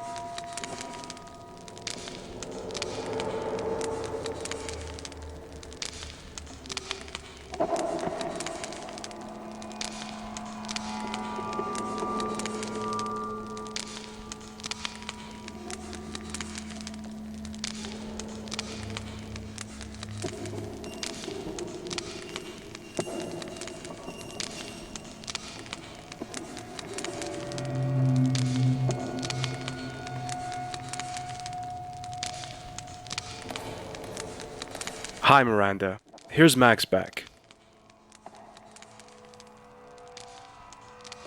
Oh, thanks very, very much, mister. No problem.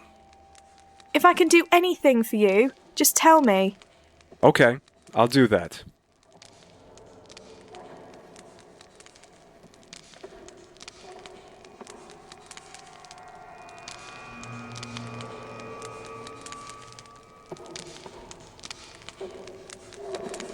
Oh my god, that looks like a bomb.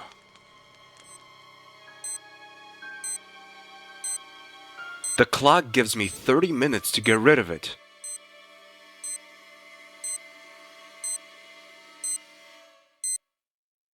I used the pointed side of the dog tag to cut the bomb free from the duct tape that held it to the bench. Even if the thought of a ticking time bomb in my pocket is anything but calming, I must take it. Somebody might trigger the ignition.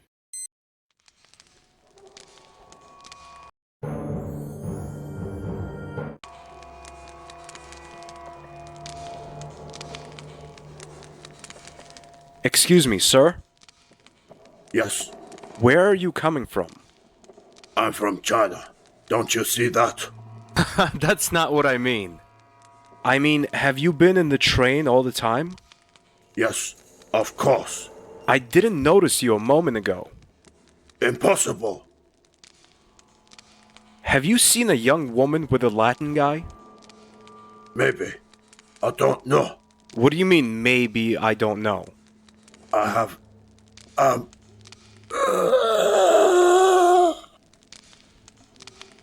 Hey, are you alright? Oh no, he's dead! He behaved so strangely when I asked about Nico and Khan. I search the body and find a photo. The words "See Hang" are written on the back, and there's a letter.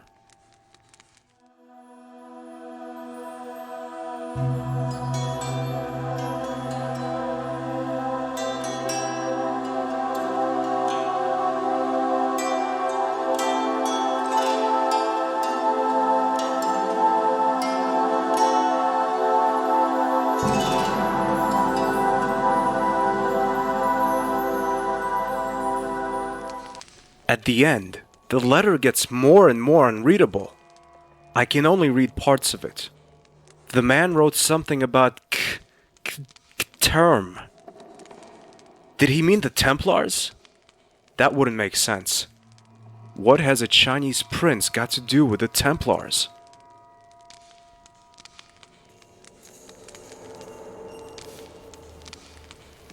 I search the body again and find a roll of duct tape. The old man is dead.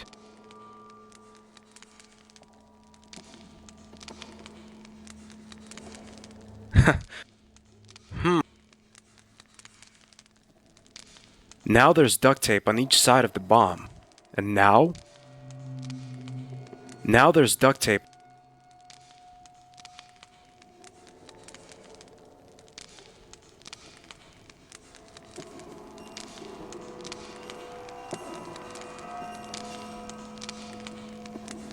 There's not much point in searching a broken bench for useful items.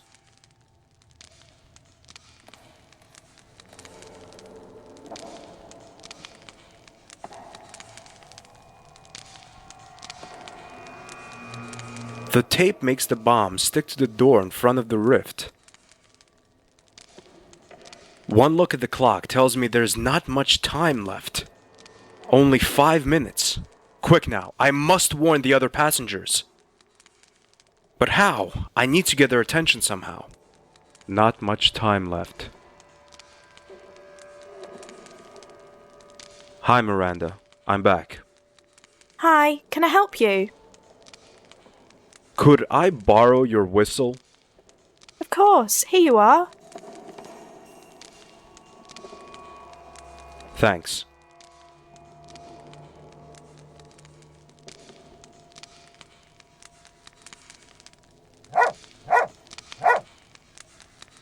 Please move quickly to the other end of the coach.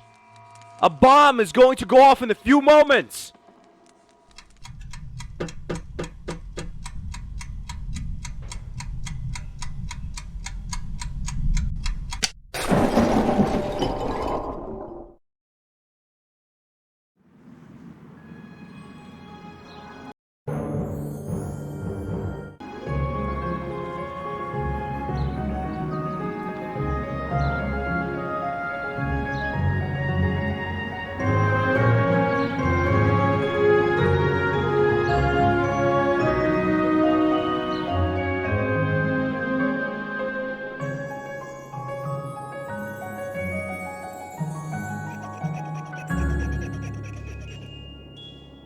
Now that would be great.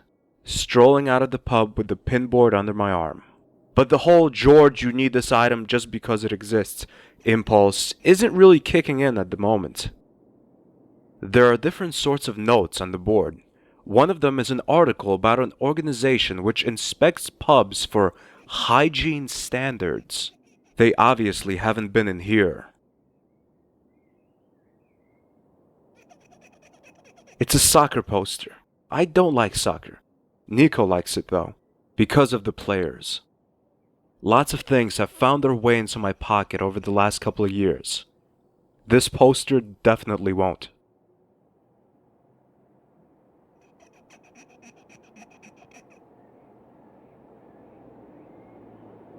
Good afternoon. Cheers, mate. My name is George Stobart. I'm on a trip around Britain. I'm Mike and that's Steve.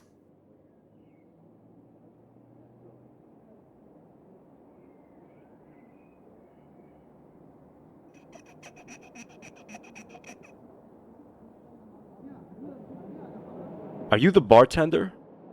No, I'm the Holy St. Peter. Calm down, I'm only asking.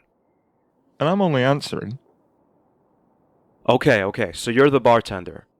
Aren't you wondering why there are so few people here? Oh, a new pub opened right across the road.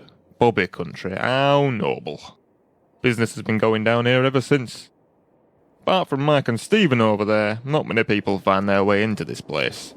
Those two are virtually part of this pub. So, what do you do all day? Not much. I clean the glasses, read newspapers, and do whatever comes up. Sometimes I'm extremely lucky and the dishwasher packs up. So then, I can repair it. What kind of newspapers do you read? I don't care, read whatever. I'd even read a paper that's 5 years old. Have you seen a dark-haired woman with a Latin-looking guy? Is she your wife, son? Well, not yet, but she's my girlfriend. So, you're a couple? You could say that. Then why is she roaming around with that Latin-looking guy instead of being with you? That's a long story. Listen, I don't want to bore you with the story of my life, so have you seen them? No. I couldn't ignore the fact that you seem to be a big soccer fan. Yes, as a matter of fact, my favourite club is York United, like most people from around here. And I like Charlie Chickleston in particular. My son's wanted a Chickleston shirt for years now. Maybe he'll be lucky someday. Do you know anything about the Templars? Oh, yes indeed, sir, I do. I read a lot and attend seminars, so I learn quite a few things. And I love the Templars. They're my second hobby, so to speak. Yeah, mine too, so to speak. Tell me something about them. A medieval order of knights eradicated by Philip the Fair. In 3 weeks, there's going to be an exhibition about the Templars in Paris. I really must attend, even if my wife will kick up a fuss about it. I am impressed. Do you know whether the Templars can be linked to the Chinese culture? Certainly. The Templars had good connections to the Chinese royalty. Which royalty? They are said to have connections to Prince Zihang. Zihang? Exactly. There's some uncertainty about both parties' intentions, though. After all, the prince wasn't able to support the Templars with soldiers, as his own army was so badly trained. And the Templars were too greedy to support the Chinese court financially. The links are supposed to be intact even today, though. Are there any further clues? The exhibition in Paris is expected to be very helpful regarding that matter. It may even provide some new evidence. Do you know where exactly in Paris it will be held? I'm afraid not, but I'm going to find out soon. I only know this much. A seal is mentioned in one of the last writings of the Grand Master Jacques de Molay. And he wrote about the return of the Templars, which will be initiated by that very seal. Do you think such a seal exists? Oh yes, I'm quite sure of that. What does that mean? Nothing. I doubt that the seal will be of any importance. Jacques de Molay only wanted to frighten his pursuers and enemies shortly before he died. A very unnatural death, I may add. But all he got were taunts and derision. I need to get to that exhibition in Paris as quickly as possible. Maybe I'll find the seal there. It must be important for the Templars to kill for it. But first, I need a room for the night. There are no flights to Paris today. Could I rent a room? Shouldn't be a problem. We've got plenty of rooms on the first floor, and they're all free. Then I'll take one. There you go. It's the first door on the left-hand side. Thanks.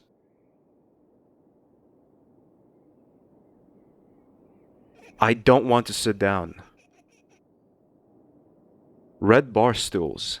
They don't look very comfortable. The bartender is constantly cleaning a glass.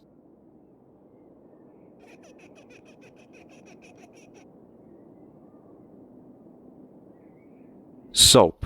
Just great. Now what am I supposed to say? No, I'd better ask the bartender first.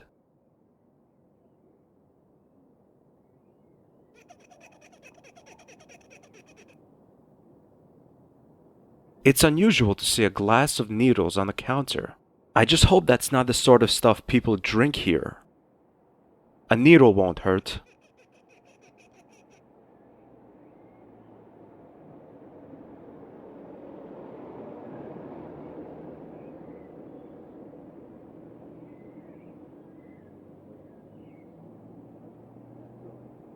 This sign won't be of much use to me. Great, just my luck. Of course they had to be painting here right now. It's a bucket. It's out of reach. I can't...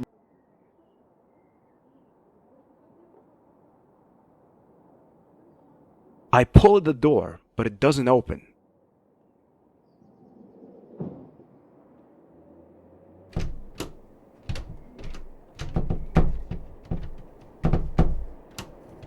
I put the key into the lock. There's a creaking noise and the key slips out of the lock again.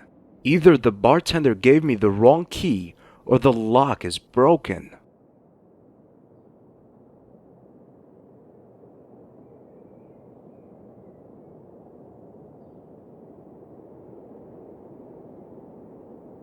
Damn it! The bartender has left.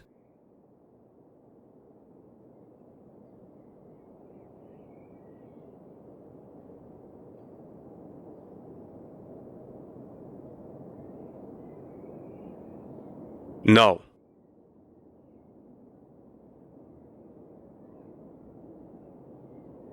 Do you have any idea where the bartender has gone? Yeah, he went to get himself something to read. Should be back in an hour. Well, who looks after the pub in the meantime? We do. You? Yeah, of course, why not? Yeah, we're used to it, mate. It's not the first time Mr. Powell has left his pub. Do you know how I can get into my room? The key doesn't work. A problem we know well. What can I do? Are you up for a little match? You won't tell me unless I agree, right? Right, mate. And you have to win, of course. No problem. Do you know Indian wrestling?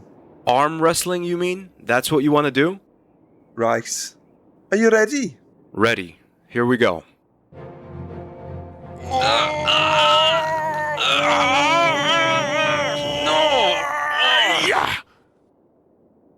I win. I'm no match for you. Never give up, mate. Is that water you're drinking? Yes, it is. I don't drink alcohol anymore. Now you're surprised, aren't you? A little. You see, a couple of years ago, I forgot my own children's names. All because of the drinking. Since then, I've been on the water. And besides, my belly has become sort of tender.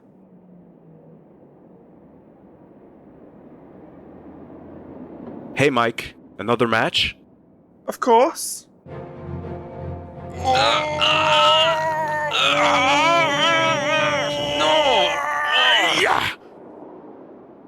I win. I'm no match for you. Never give up, mate.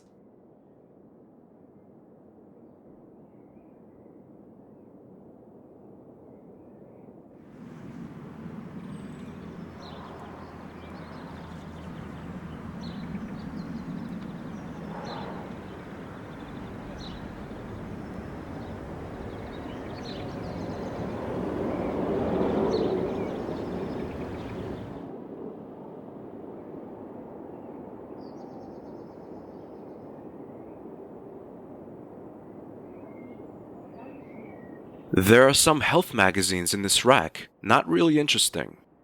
No, I really don't want any.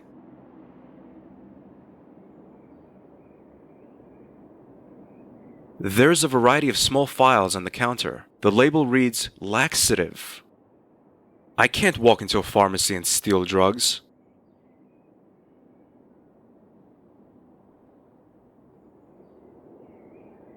He looks pretty ill-tempered. That's probably a result of having to deal with all those ill people who breathe germs all over him. Good afternoon. Good afternoon, sir. What can I do for you? How long have you been working here? Please, sir, if you need my help, just tell me. Otherwise, I'd be grateful if you let me go on with my business.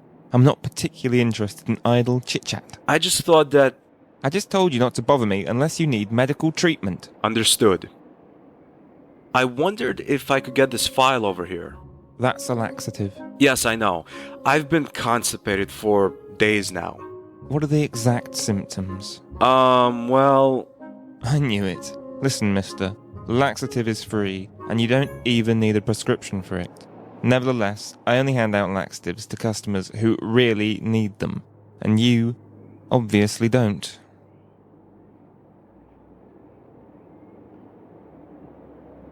I scanned this outdated newspaper for something useful, but accept a report about a school that was hit by an outbreak of constipation, affecting hundreds of children. There's nothing of interest. Wait a minute. Constipation. Here's something about the symptoms. The children complained about severe pain in the stomach and back. Furthermore, there were complaints about a nasty feeling of nausea.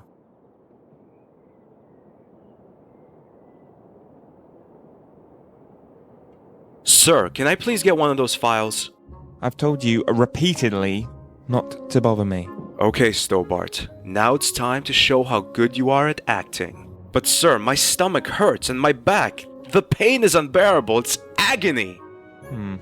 You really seem to be ill. Better take one of these, but only one.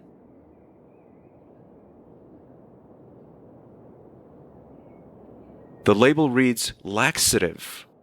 Soap. Just great. Now what am I supposed to say?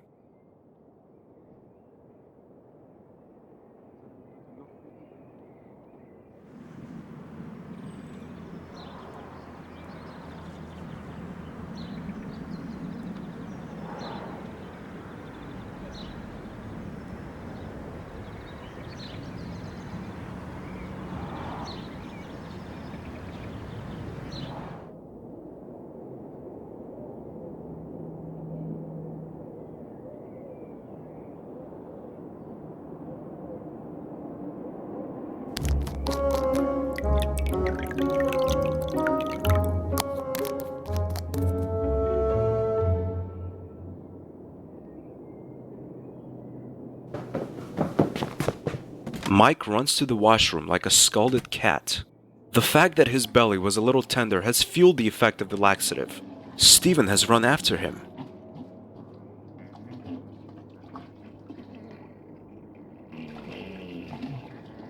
No thanks. Destroy your lungs drugs don't really do it for me. No thanks.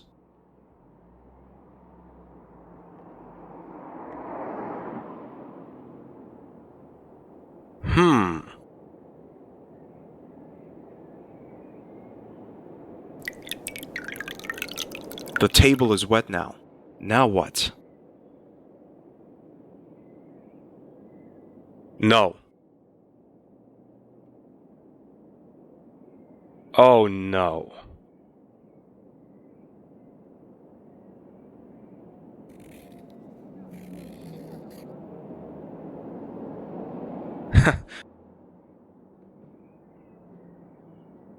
The soap makes the surface of the table quite slippery.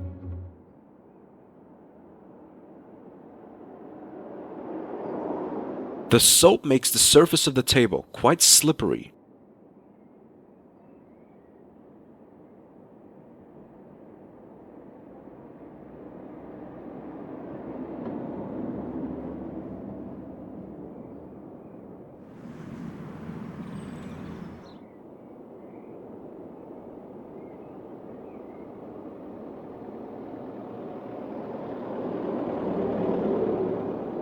Hey, Mike. Another match? Of course.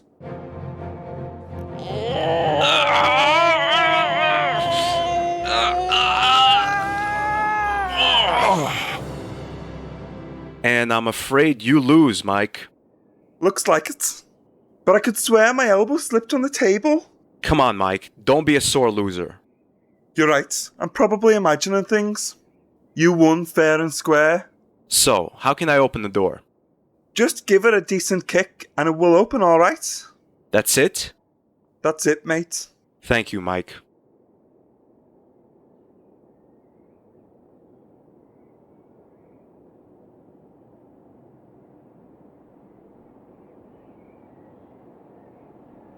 I pull at the door, but it doesn't open.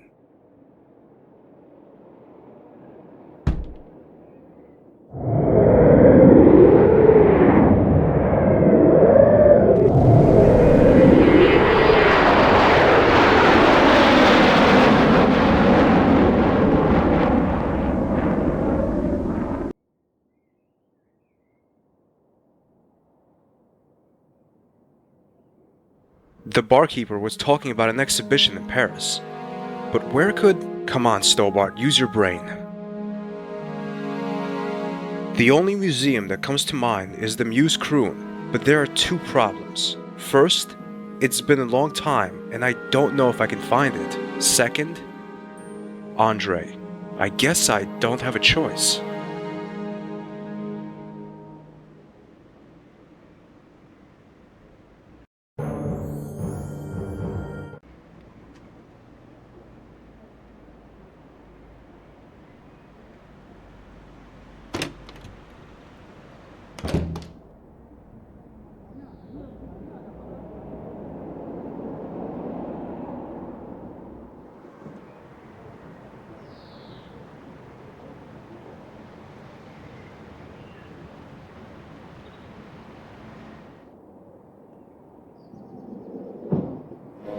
Great, I'm lost.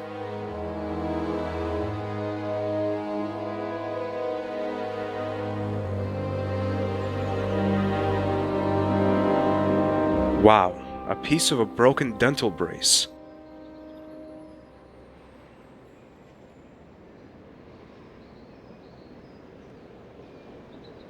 Hi, could you help me? That depends on your question. What's your name? My name is George Stobart. Stobart, 2 B's and 2 T's. What's your name? Nice to meet you, George. My name is Dr. Blackter. How can I help you? I don't mean to be rude, but why are you bound hand and foot? I can hardly answer that question, George. Why is that? You must have done something or you wouldn't be in chains, would you? Well, in my eyes, what I did wasn't wrong at all, George. Only in the eyes of the people that saw me do it.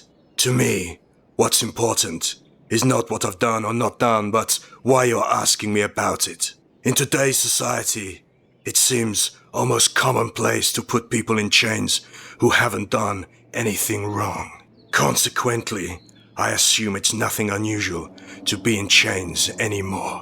Which leads me to the question, why are you still walking free? Isn't that an irrefutable sign that we're living in an Orwellian society, George? Wow, I've never seen it from that perspective.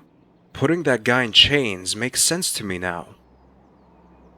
Well, would you tell me what entirely innocent and legal act you committed before this degraded society felt the need to take you into custody?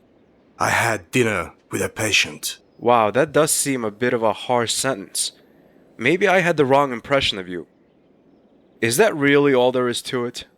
Well, he was the main course. Mother of God. Now that is illegal, Doctor. And not exactly great medical ethics. You didn't know him, George? So you can't judge, can you?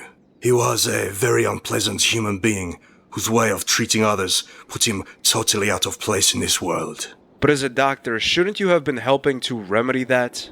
I cure only what I am able to cure, George. In that case, it wasn't the patient I had to cure, but the world that needed to be cured of him, and is that bit cleaner as a result. Well, I definitely wasn't wrong about him. Doctor, I think you have a serious problem. If you say so, George. You see, I have stopped arguing with people. Nobody ever really listens to my arguments. I can see why. I guess I've heard enough of that. Let's change the subject. You don't know what to say, right, George? You know, there are people that want to seriously discuss things, and others only want to do small talk. I'm not one for such primitive conversation. It's beneath me. Which kind would I be then? My knowledge of human nature tells me that you wouldn't like my answer. You'd be offended. All right, I can live with your judgment. You see, George, even though I haven't told you, you already know the answer. You're offended, and you don't want to discuss it any further. I was right in all respects. He was right. I think this lunatic is too smart for me. I'm looking for the museum croon. I should know where to find it, but I got lost somehow. I can't tell you the way, but I'd like to know something from you, or rather about you in exchange. Listen, I'm not really feeling like Q&A games right now. Quid pro quo, George. You tell me something, I tell you something. If it's absolutely necessary. Do you have a girlfriend, George? Hey, that's kind of personal. Do you want to know the way or not, George? I'm sure that none of the people you'll meet here will be as cooperative as me. Okay, I have a girlfriend. Well done. First, walk down this street until you reach a corner shop. What's your girlfriend's name, George? Why should I tell you that? Quid pro quo, George. You've got some nerve. Her name is Nico. Well done, George. Well done. After that corner shop, you turn left to face Notre Dame, then walk straight on. Do you have dreams, George? But... Quid pro. Okay. I dream about my girlfriend being abducted and I can't do anything about it. That's terrible sometimes. I can't believe what I've just told this madman. Take the first turn right and you'll find the museum. Do you hear your girlfriend scream in your dreams, George? Do you hear her scream?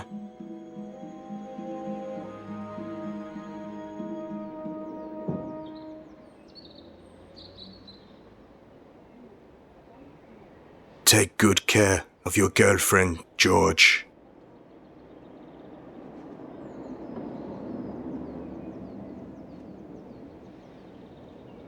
He passes time by closely watching the passers-by.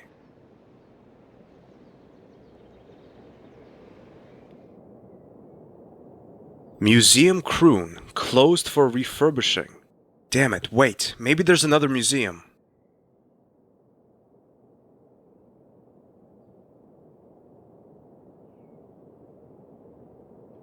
Museum Croon closed for refurbishing. Damn it, wait, maybe there's another museum.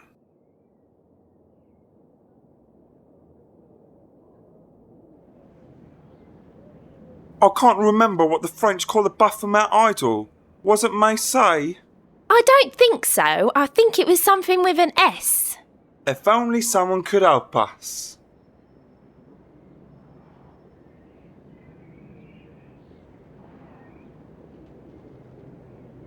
Pardon me?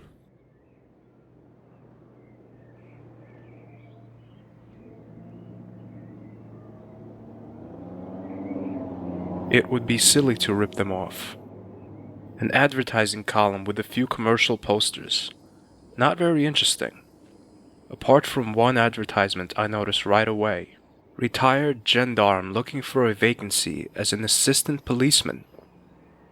Assistant policeman. That's typical of the French. Under the main part of the advertisement, there's another sentence. Don't cross the road until the little man shows green.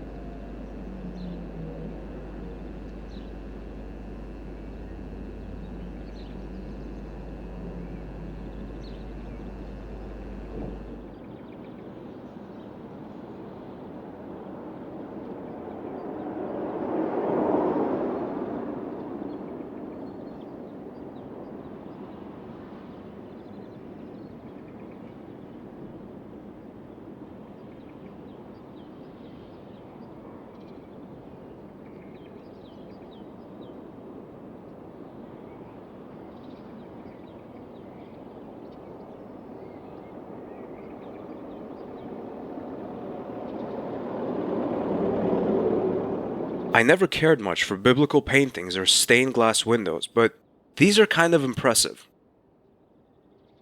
I never cared much for biblical.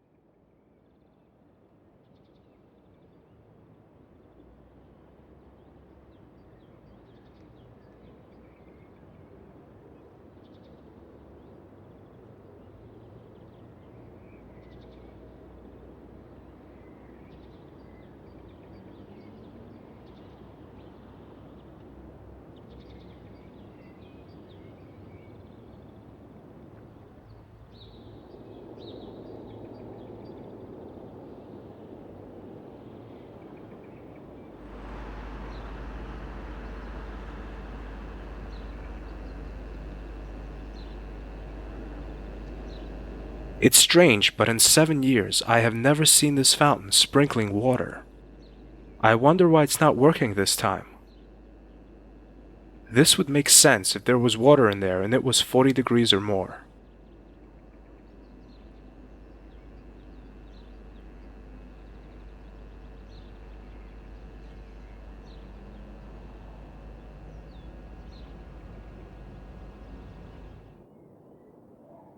Museum Kroon, closed for refurbishing. Damn it, wait, maybe there's another museum.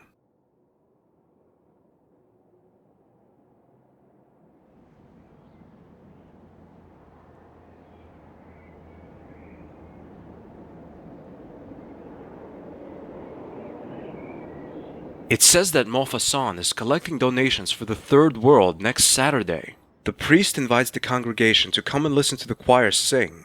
That's it! Why didn't I remember the priest sooner? He knew about the Templars when I first came to Paris. Maybe he can help.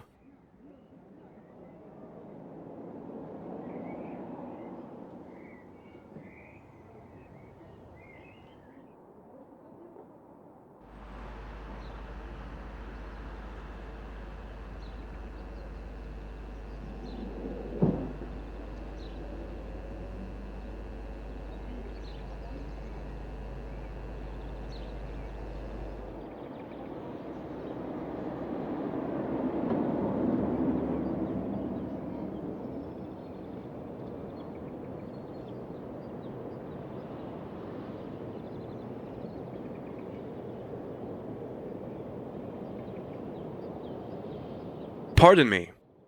Yes, what can I do for you? Do you remember me? Oh, you're the man whose chalice I cleaned. Oh, I'm sorry, I didn't mean to. No, it's alright. I enjoyed doing it. Really? That's a relief. Have you seen Nicole Collard lately? She's my girlfriend. Black hair, smartly dressed. I'm looking for her. Every day, scores of people enter these walls. I find it hard to remember all their names and faces. But I am sure you will find her. God will be with you. Can you tell me what the idol of Baphomet used to be called? Baphomet? No, I mean in French. Oh well, let me think.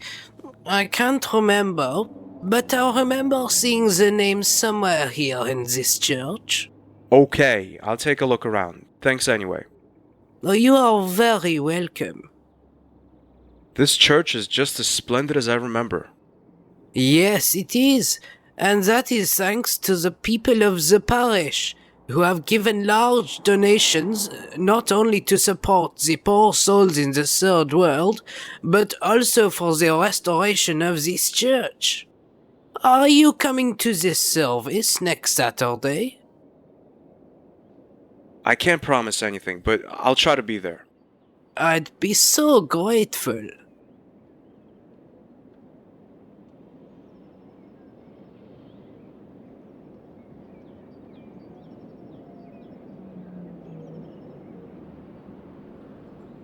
As I take a closer look, I see it. The writing Baphomet below the illustration of Jesus can easily be made out. But there's something written underneath it, much smaller.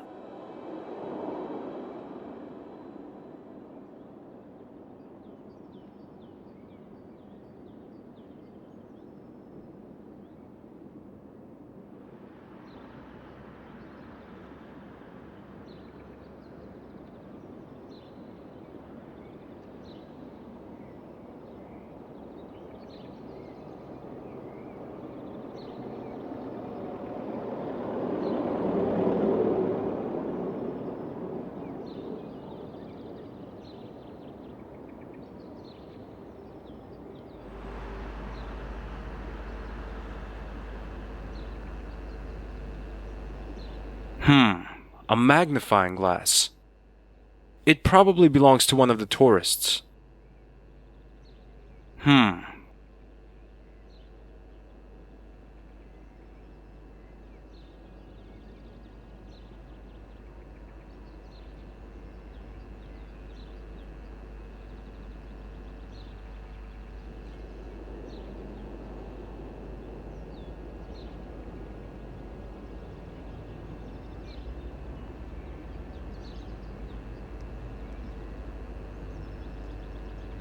What can I do for you, monsieur? I'll have a coffee. Black coffee, please. Anything else?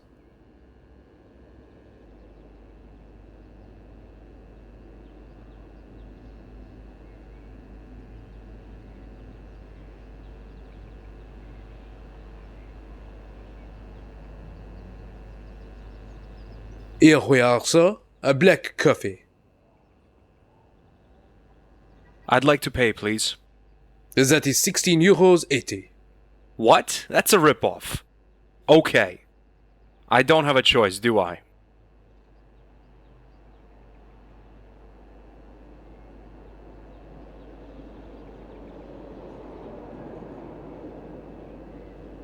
I'd like a piece of cake. Oh, excusez-moi. Our patisserie couldn't deliver any cakes this week. Do you have ice cream? No, I'm sorry, but we do not have any ice cream. But we do have quite cheap ice lollies. Okay.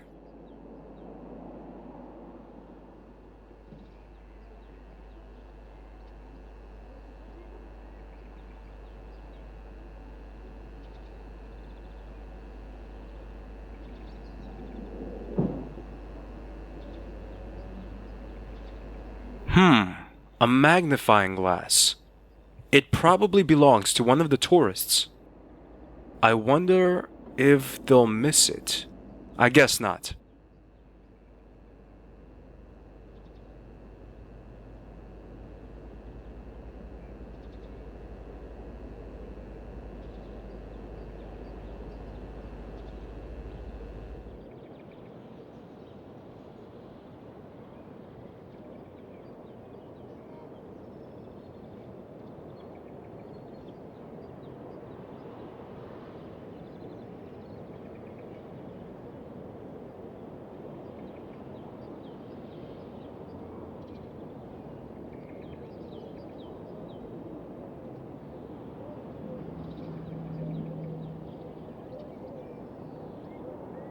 I can see the small writing through the magnifying glass. It reads Sue. That's it.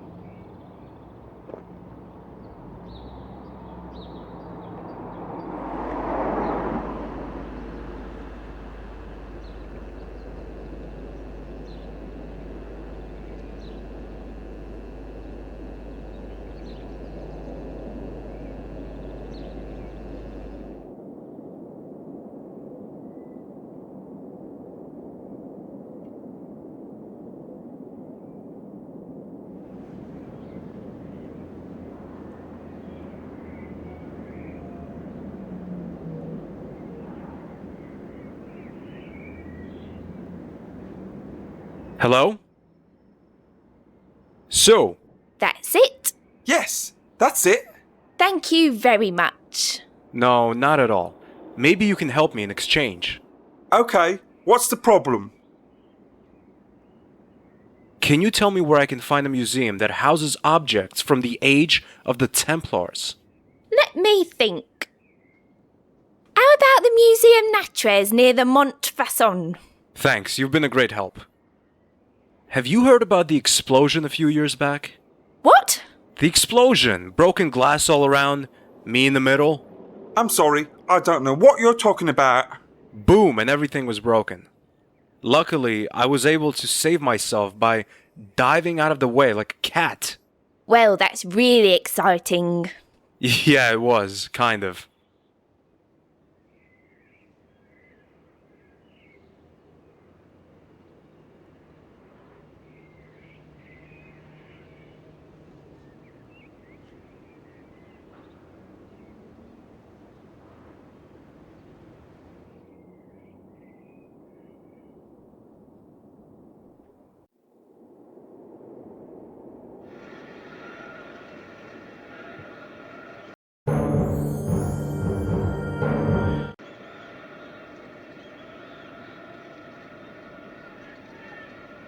I don't have any money left. I'll have to sneak in.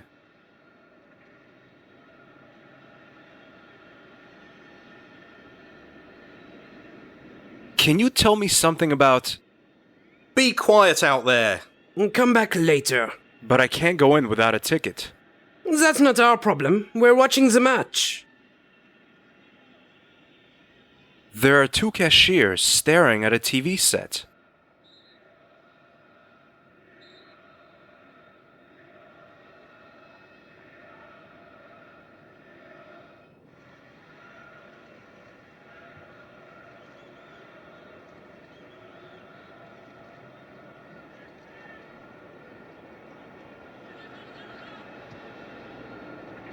Wow, that guy's muscular. Luckily Nico isn't around, so I won't have to worry. You won't just let me in there, will you? I can't. There's restoration work going on in there. The exhibits will be available in about 2 months. I hear that Museum Kroon is completely closed for restoration. That's true. The city is investing a lot of money in the restoration of the local museums. You're lucky the museum hasn't been closed as well. Have you ever heard of the Templars? You mean the Knights Templar? Yes, there are some artifacts just behind this door. Do you know what it is? No, monsieur. I'm not really interested in those things. My fields are football and... well, my wife. Have you seen a good-looking black-haired woman? Evans, no, I'm happily married. Well, most of the time. She's my girlfriend. I'm looking for her. Sorry, I haven't seen her. I can't wait for 2 months. Can't you make a little exception? I need some information I can probably get in this room. I'm sorry, sir, but I can't let you go in there. Nice weather. Perfect for playing football. Outside. I can't take it any longer, sir. Could you stop talking about football, please? Aren't you interested in the match? Your colleagues in the ticket booth are watching the match between France and Germany. Don't you want to see that match? You're right, of course. I'd love to see the match, but I'm not allowed to leave my post here. That's why I'd be much obliged. If you could stop talking about it, it makes me sad. Your colleagues are watching the game in the ticket booth, and you're here. Don't you think it's a little unfair that you have to work? Well, what can I say? I tried to take the day off, but my colleagues were faster than me. I've tried it the nice and friendly way. Now it's time for a dastardly piece of cunning.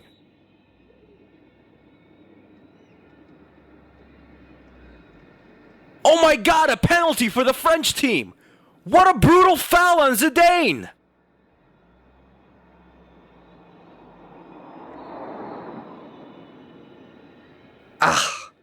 I must see that game. Could you take over my post for a minute while I go and watch the penalty? Sure, pleasure. Thank you so much, sir. Don't let anyone in. I'll be back in a minute.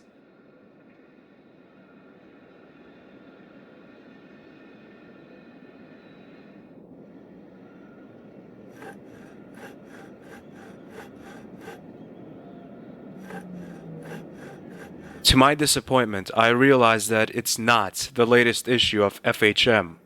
It's some kind of science magazine. Main subject, bone findings in Israel. Sounds interesting. It's not an FHM, but you must always educate yourself with new things. This says that the parchment is one of the last documents written by Jacques de Molay. Shortly before he was burnt at the stake, he is said to have told one of his servant boys, Geoffrey de Charnay, the secret of a lost seal that was said to be more powerful than 1,000 gods. Wow, 1,000 gods, huh? Not just one, but 1,000. It says Molay instructed Charnay to look for the seal, but before he could find it, he met the same fate as his master. Charnay was burnt alive by the French Inquisition. Although managed to hide the parchment from his enemies, the seal has remained lost to this day. The only trace that the parchment gives leads to is Portugal Tomar, a provincial small town northeast of Lisbon, the Templars' last European stronghold in the 14th century. When Tomar fell and the order was destroyed, the seal disappeared in the confusion of the war. But it is assumed that the seal is still hidden somewhere in the area. The sandy and rocky hills of Tomar are an attractive destination for archaeologists, tourists, and adventurous treasure seekers. That must be it. Tomar! Pardon? Nothing. It's alright. Stobart, you are fantastic. First, you got rid of the Watchman, and now you even know your next destination. Portugal. Behind the thick glass pane, I can see an old piece of parchment. But what does it say?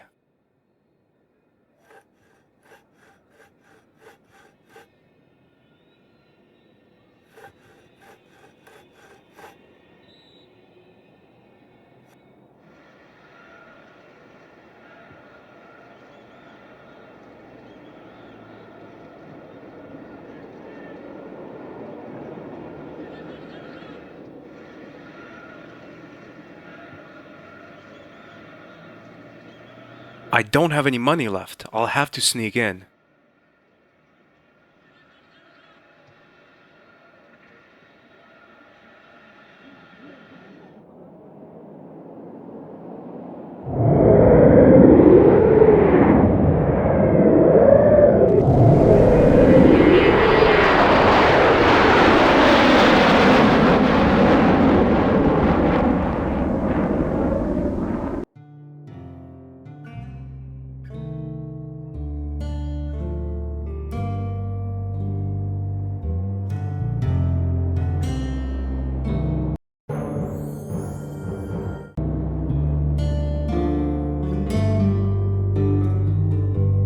I don't need any souvenirs. Maybe later.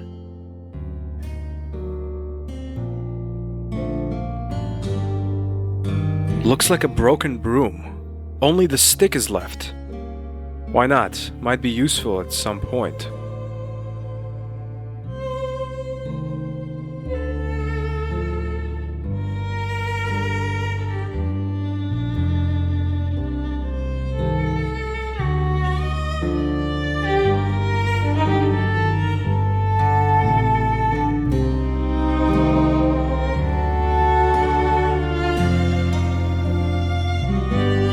A cheap-looking wristwatch. Seen from close range, the watch doesn't look as cheap anymore. There's an engraving. Ilak al-Kalb. That rings a bell somewhere.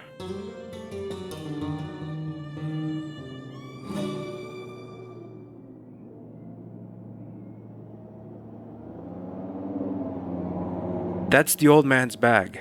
I wonder what might be inside. Although I'm filled with guilt, I snatch an item from the bag. It's a thread.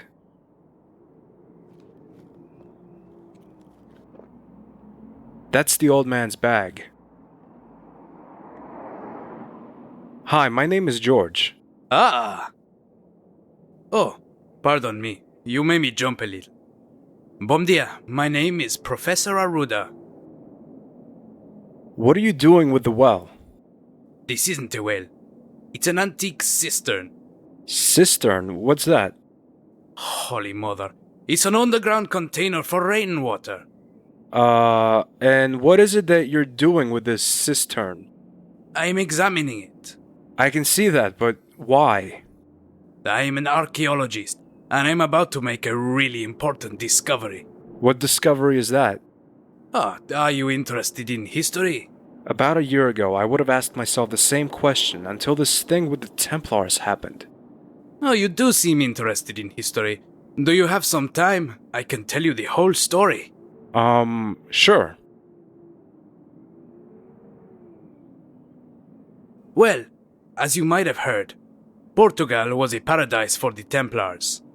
Besides France, it was the first European country in which the order established itself after its foundation in Jerusalem in 1119. In 1128, Queen Teresa presented Castle Surrey to the order as a gift.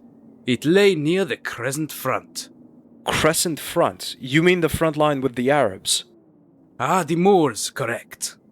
In 1147, Teresa's son and heir Alfonso, a Templar, conquered the Arab stronghold Lisbona with the help of his fellow knights. Today, Lisbona is called Lisbon. Alfonso declared Portugal's independence and became its first king. In return for the Templars' help, he gave them a stretch of land in the heart of the country, where the Templars built this castle. At the time, the Order's Grand Master was a man named Gualdim Pace, sometimes known as Galdinus. Tomar became the Templars' military headquarters, so to speak. What happened then? In 1291, the last Christian bastions in the Holy Land fell, and the Europeans blamed the Templars. Trouble was at hand for the Order. And then a French spy called Esquieu heard about the Templars' satanic practices from a disgraced ex-Templar, and reported this news to the French king. Philip IV? You know of him? A little, but go on. Well, at the time, the accusations revolved around a mysterious graven image called Baphomet. Are you sure you don't want to tell the rest yourself? You can skip the bit about the Baphomet part. I'm kind of familiar with that. Are you also aware that the original idol is believed to be here in Tomar? That's a new one on me. I got the information from the transcripts made by the Inquisition. The idol itself was never found, but there is still an image of Baphomet within the castle. It is engraved on one of the bricks in the kitchen wall. If it were to be removed, it is said the ceiling and with it the whole building would collapse. My mission here might be a little harder than I first expected. Back to the Templars. Well, on Friday the 13th of October 1307, Philip IV had all known Templars in France arrested. Even in Spain, where the Templars had eliminated the Arab threat, people turned against the order because they no longer needed the Knights' protection. In 1308, the Spanish Templars escaped across the Tajo to Portugal and occupied the stronghold Almurol. All their treasures they took with them, and it is assumed that they were later brought here to Tomar. But what made the Templars think they were safe in Portugal? The Portuguese king Dinis hadn't forgotten what the Templars had done for his country and was still grateful. He granted them sanctuary. In fact, it was Dinis who re-established the order under another name with the elder João Lorenzo. They lived here as the Order of Christ and even kept their trademark, the Red Cross. But what about the cistern? A cistern? Yes, the cistern. I will come to that. This cistern is far too refined to have served as a mere water butt. I believe the Templars hid something extremely important here. Wait, did he say extremely important? Maybe he's talking about the seal I'm looking for. Tell me more. Do you have any idea what it could be that they hid here? Who knows? Maybe the Templar seal that was lost when the order was destroyed. Maybe the fifth gospel, which Christ is said to have written himself, and was believed to have been in the Templars' possession, as with the Holy Grail. The seal! The return of the Templars! Right. The time of reincarnation, the hour of revenge, the dawn of a new empire. And a single seal is supposed to do that?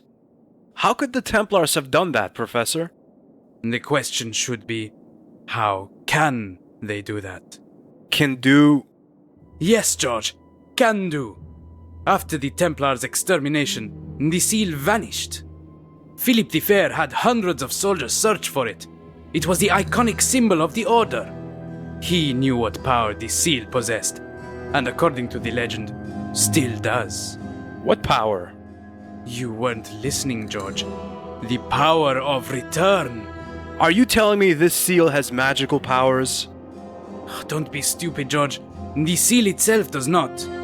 But I assume it can trigger some kind of mechanism which could prove Einstein's theory of space warp. I don't understand. What's Einstein got to do with this? By means of space warp, it is possible to travel into the past. And why hasn't anyone made a trip to the past yet? How do you know no one has? Are you telling me? No, I only wanted to show that you can never be sure, George. Remember that. Do you believe that people have traveled to the past? Not yet, as there are no machines that can maintain the gravitation field. The power of the field collapses within milliseconds.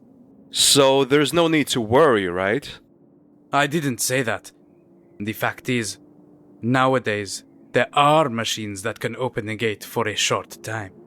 Only they need something to keep it open, to stabilize it. And that's where the seal comes in.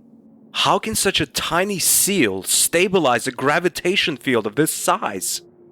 It's the belief of people, George. Millions of people have died for their belief in this emblem. It has developed a force stronger than the gravitational field, and thus the seal can maintain the gate. That's the mystic part of the story. So the Templars need the seal to stabilize a gravitational field and to travel into the past. But where's the sense in that? Why time of return? Listen, the gravitational field enables time travel, but only for a fixed span of time. 700 years. The penny hasn't dropped there. Think about it, George. What 700th anniversary do we have in 3 days? The Battle of Paris! Exactly, the Battle of Paris. 10th October 1303. Thousands of Templars died before the city gates in an attempt to kill the French king and seize power of France. As France was the military force in Europe at the time, it is hard to imagine what today's Europe would look like if the Templars had won the battle. What now? We must stop them. The Neo-Templars will try to get hold of this seal and use it to travel back 700 years, one day before the Battle of Paris. That will be the 9th of October. They will take modern weapons and reinforce the Templars' troops with their own. The battle would be won easily. Everything we know today as a modern democratic society would disappear even from our memories. At least, that's what I assume. No one really knows what consequences an alteration of the past would have for us. Why is it Return of the Templars, then? Now, you can't interpret that literally. What they mean is the symbolic return. The Templars' culture would return to the present by this alteration, unless we stop them. What if the seal isn't down there? Then may God help us. So what are we waiting for? Let's climb in, get that thing up here, and save the world! I don't think so. The Portuguese Ministry of Cultural Affairs has forbidden any excavations on this site. What? But why? Who knows? But the fact is, I can't go down there, and neither can you. What if you happen to doze off for a while, and a total stranger to you, say an American tourist, fell into the hole in a totally unintended and still careful way, and once down there he found... Forget it. I appreciate scientific spirit, but I will abide by the law. But we're talking about our future, Professor, and you want to go by the law? There won't be any laws to obey if we don't act now! Is there really nothing that could make you leave the hole for a minute? I'm afraid not. Damn. Can you tell me something? Sure. What role does Prince Zihang have in this? I have evidence that the Templars were somehow connected to the Chinese nobility. That's true. Jacques de Molay asked Prince Dorima Cha II for 100,000 soldiers. And if he had got them, they might have changed the course of the battle, though it would still have been very close and probably bloody. He didn't get them? No. The prince doubted Molay's loyalty, and after the negotiations, he dropped the Grand Master like a hot potato. De Molay swore revenge, but it all came out differently. I assume today's Templars want to take revenge on the Chinese nobility for the treason. For treason, they feel it was. Only nobody knows exactly where the core of the old nobility is now. Okay, I'll take a look around. Sim, por favor.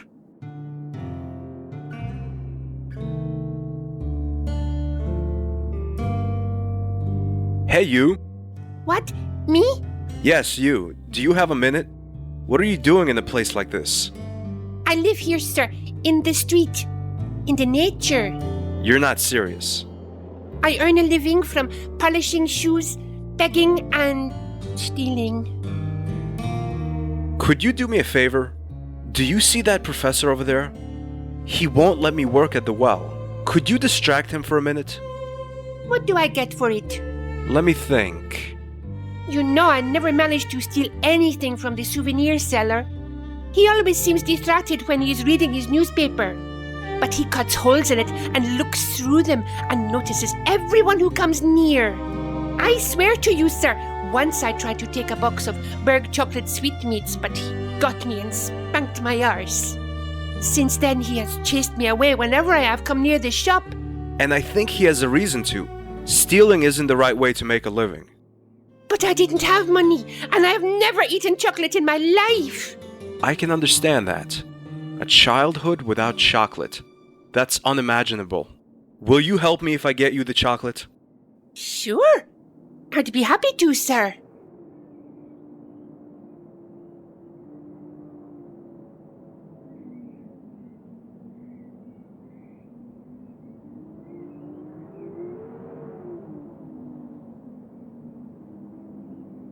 Hello.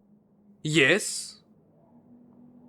You wouldn't give me that box of chocolates for free if I asked nicely, would you? Who do you think you are? Leave me alone if you're not buying anything. Are you by any chance interested in the well over there and the workings? Not really. What's so interesting about a well? Now come on, it might hide the greatest treasure of the Knights Templar. Knights... what? Templar. Knights Templar. Didn't you pay attention in history class? I never went to school. Can I pay for those chocolates by credit card? Do you have a MasterCard? No, American Express. Can't you read the sign? It says only MasterCard in capital letters. And now you are driving away my customers with your loitering. Mister, you could be a bit more polite. How long have you had this shop? Since that crazy professor over there started believing he can find some treasure down the well. But that's possible, isn't it? He won't find anything. 2 weeks ago, I told him I had lost my wristwatch and asked him to keep an eye open. Did you get it back? Yes and no. I found it near the well, but now it's gone again. My God, you're not real good at taking care of your things, are you? That's not easy if you have to watch the shop all the time because some brat wants to mess about with your goods. I even cut holes in my newspapers so I can see what's going on while those thieves think I'm reading. Have you caught anyone yet? Certainly. That brat over there tried to steal a box of chocolates. I caught him and spanked his ass like in the good old times. Maybe I can find your watch. If you want to look for it, fine. I've stopped looking for it a few days ago. I'll only lose it again. A cheap-looking wristwatch. Looks like a broken broom. Only the stick is left. It's some kind of science magazine. Main subject, bone findings in Israel. Sounds interesting.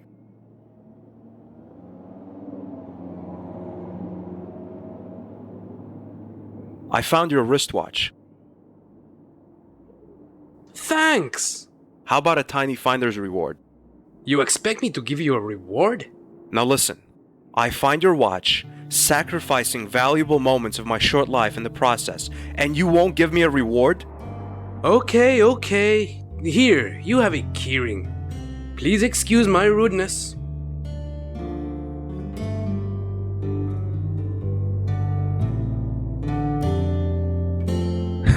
Wow, what am I supposed to say? Hello. But I have already given you your reward.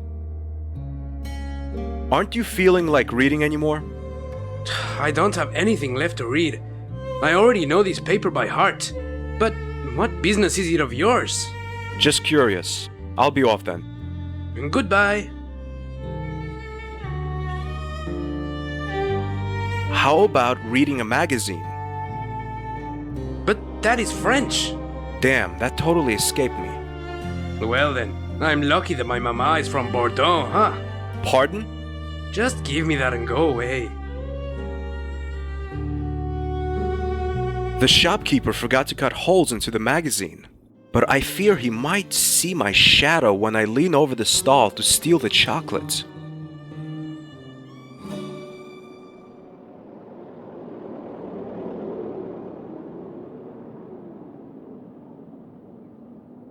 No.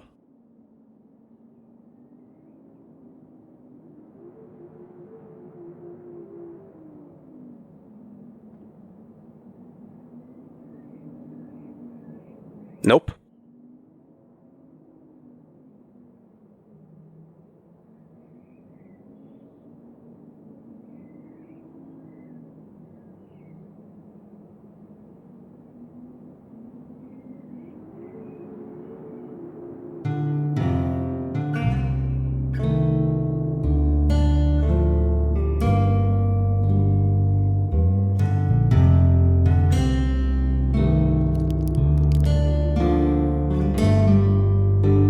Great! I have the chocolate.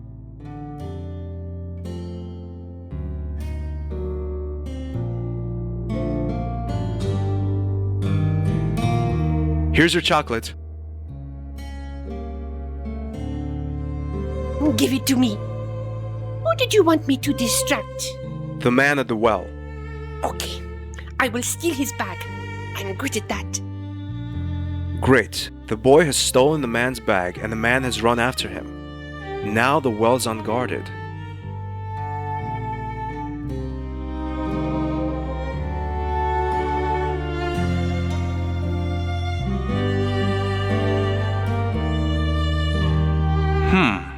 It goes down about 4 meters, but as the inside of the well is rough, I can get my hands into the gaps and get in or out without too much trouble.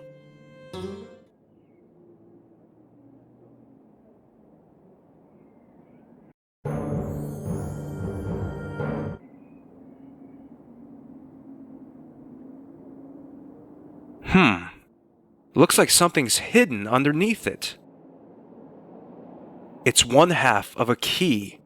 The Templars must have hidden the other part. But where?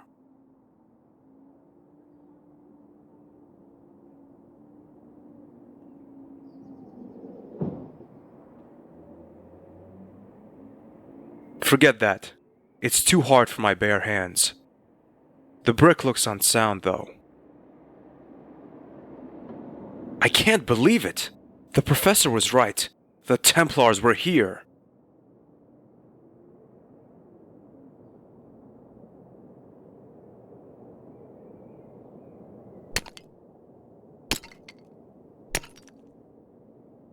Having finished off the brick with the screwdriver, the second half of the key is revealed. George Stobart, tracing the Templars again.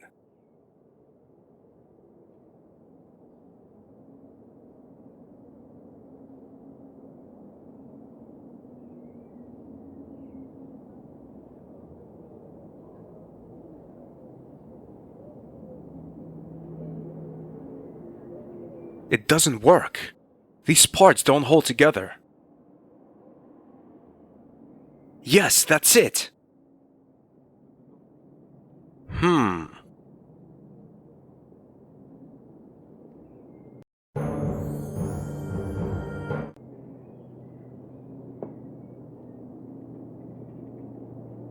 Close up, I can see the slit is a keyhole.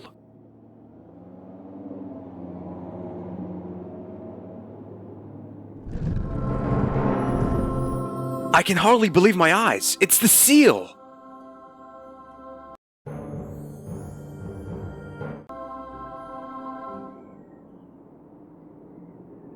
We've outrun the Templars. We've made it. I must tell the professor. No, you will never get this seal. Give it to me, Professor Aruda. Now! Even though you betrayed the Order by your sudden disappearance, we will reward you. Never! George, run! Monsieur Stobart, good to see you back again. The feeling isn't mutual, to be honest. You have something that belongs to us. Oh, really? Flap, shoot the professor, and then get Stobart.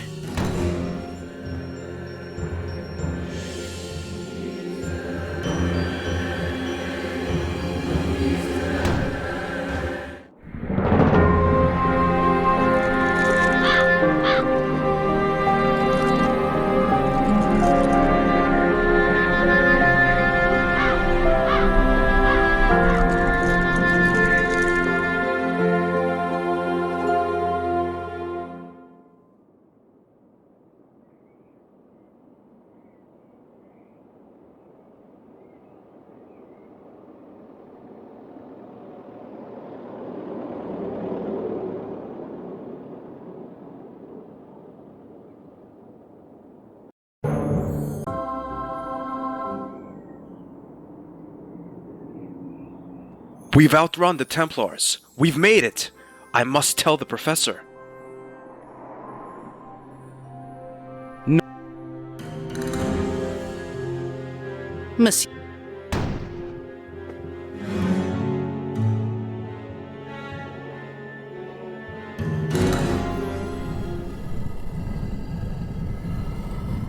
A long flight of stairs. I guess it leads outside, to safety.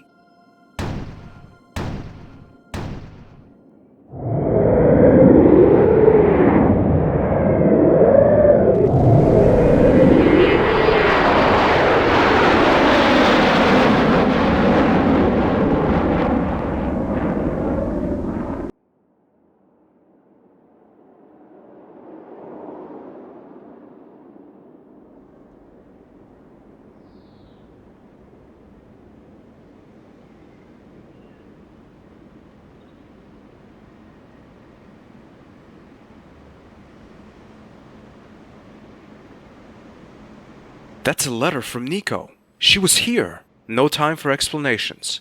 Take the next plane from Paris to Beijing. Ask for Bray. He'll take you to see Hang. Trust me, Nicole.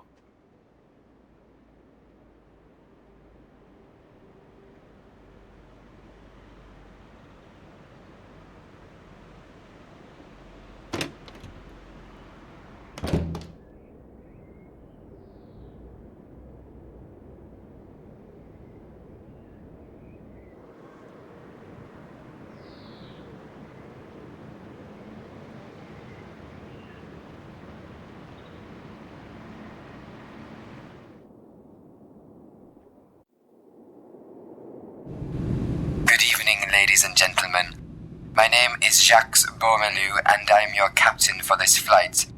The weather is a bit rainy, but this will cause no delay on our flight.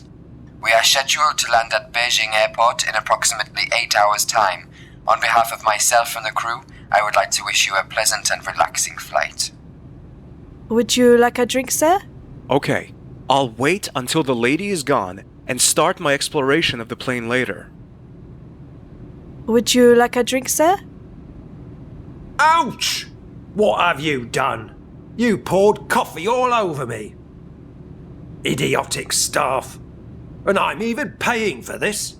Oh, I'm sorry. How stupid of me. Please let me clean this up.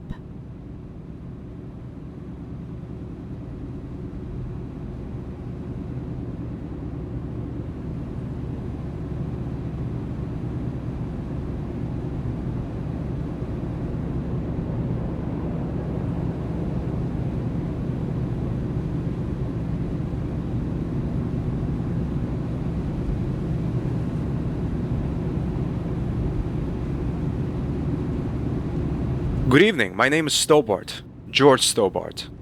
Ah, my name is Braun. Sigmund Braun. Are you the captain?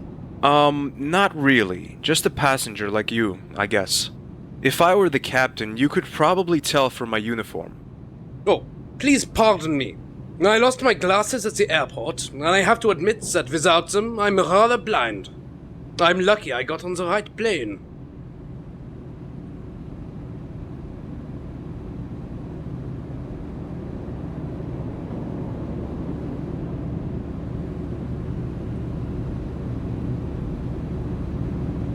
Good evening, my name is George Stobart. Oh, hello, I'm Amanda. How are you, George? Fine, thanks. Would you mind if I talk to you for a while? Sure, I don't like flights where you only sit around and wait. Tell me something about yourself, Armando. Okay, I'm from Argentina. I work there on a construction site and in my free time I'm a bodybuilder. That's my passion. Sounds interesting. What are you doing here in France? I'm on my way to a huge contest. Boy, if I win that, I can retire. Good luck then.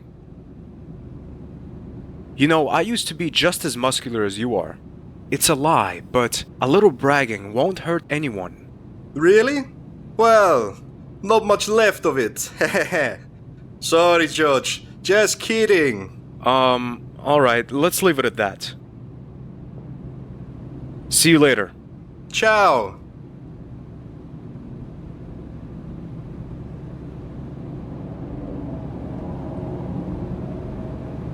A can of Coke is standing on the beverage trolley. The Coke can from the trolley. Tastes best when cool. I think a little refreshment won't hurt. Great, I'm obviously too stupid to open a Coke can. Now I have an unopened Coke can and a useless piece of metal. Maybe there's another can in the trolley. Nothing left on it. I'm sorry, we don't have any Coke left, sir. Give me a minute here and I'll find you something else.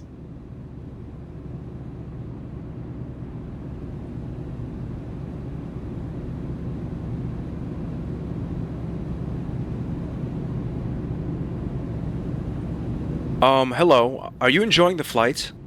Oh, who are you? I'd lost my glasses in the airport. I'm your steward on this flight. Is there anything you need? Would you like a drink, maybe? No, thank you. What do you have? Just name it. Oh, some fruit juice will do for the moment. Sure thing.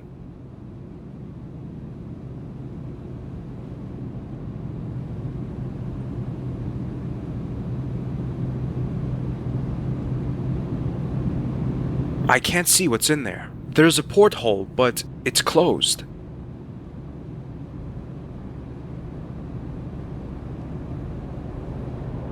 The metal piece is too thick.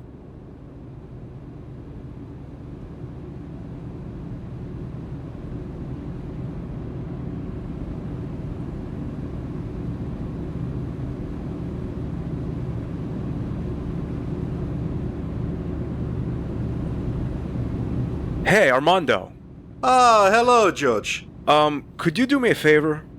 Depends on the favor. Well, I was wondering if you could bend this piece of metal.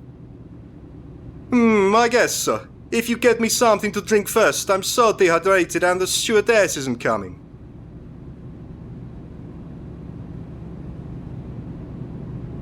By coincidence, I have a can of Coke. The problem is, I can't open it. Let me see. No problem for me.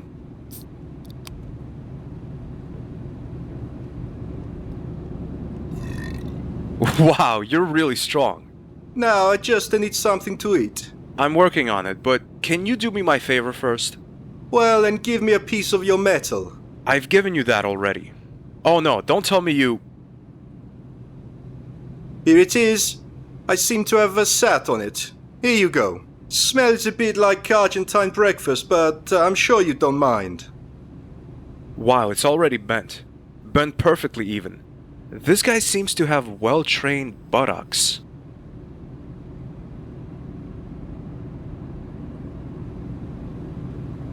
There we go. Open.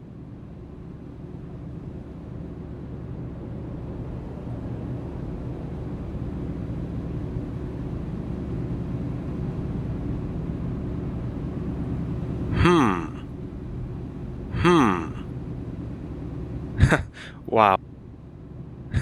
Wow, what am I supposed to say?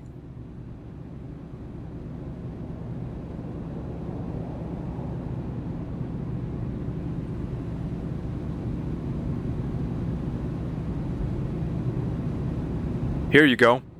Oh, thank you. That's just what I needed.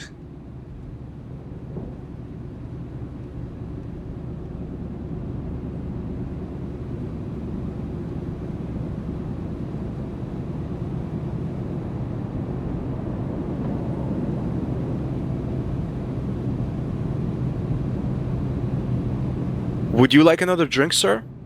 Oh, yes. Can I have another fruit juice, please?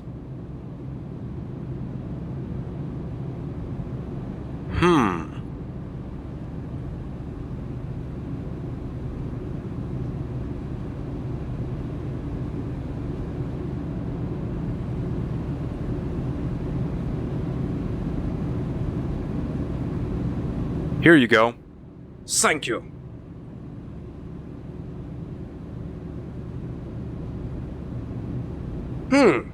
This fruit juice tastes different to the one I had before. It's almost a little hot in the throat. I can tell at once, this guy is used to this sort of alcohol level. That rum would have reduced a normal man to tears. Oh, yes. That's a different flavor. Do you like it? Can you get me a bottle of that? I'd be glad to.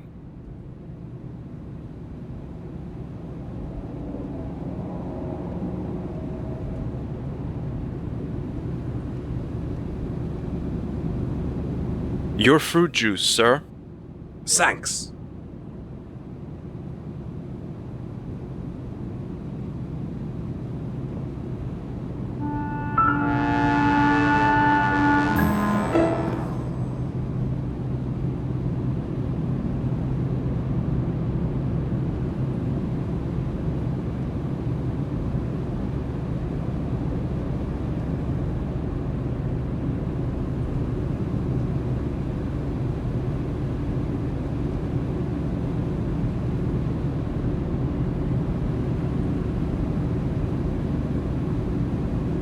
Is this the first time you've traveled by air?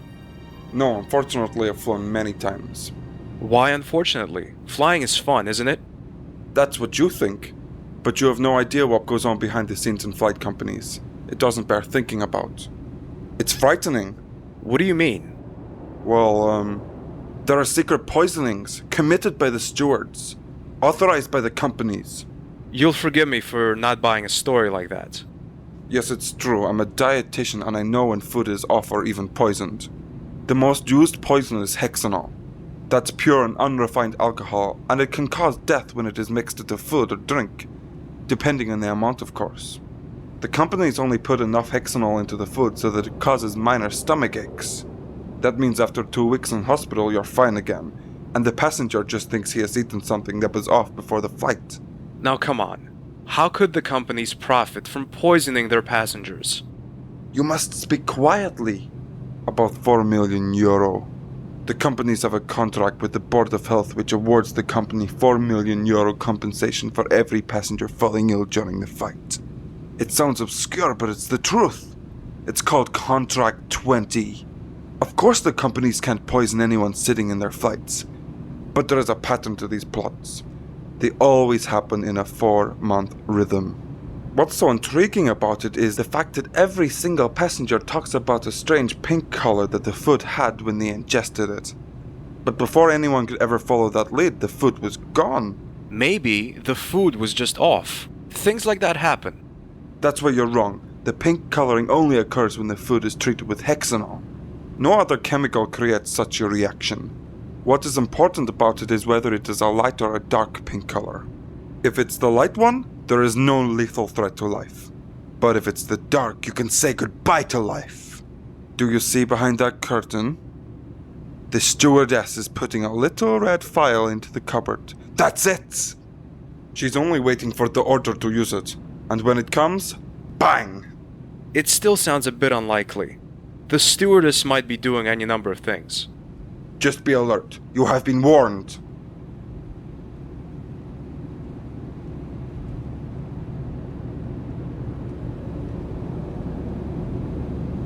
Not much going on here.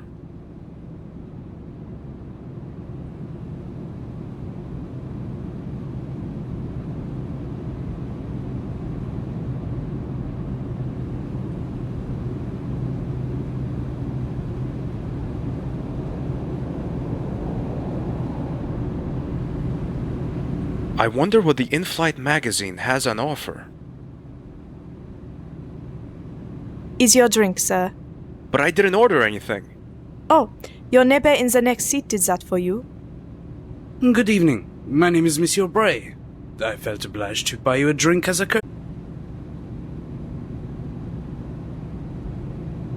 Oh, I'm sorry. I don't drink alcohol. Are you sure? It's really good. I'm sorry, but if you like it, feel free to drink it yourself. No. I've had 2 already. As you wish, monsieur.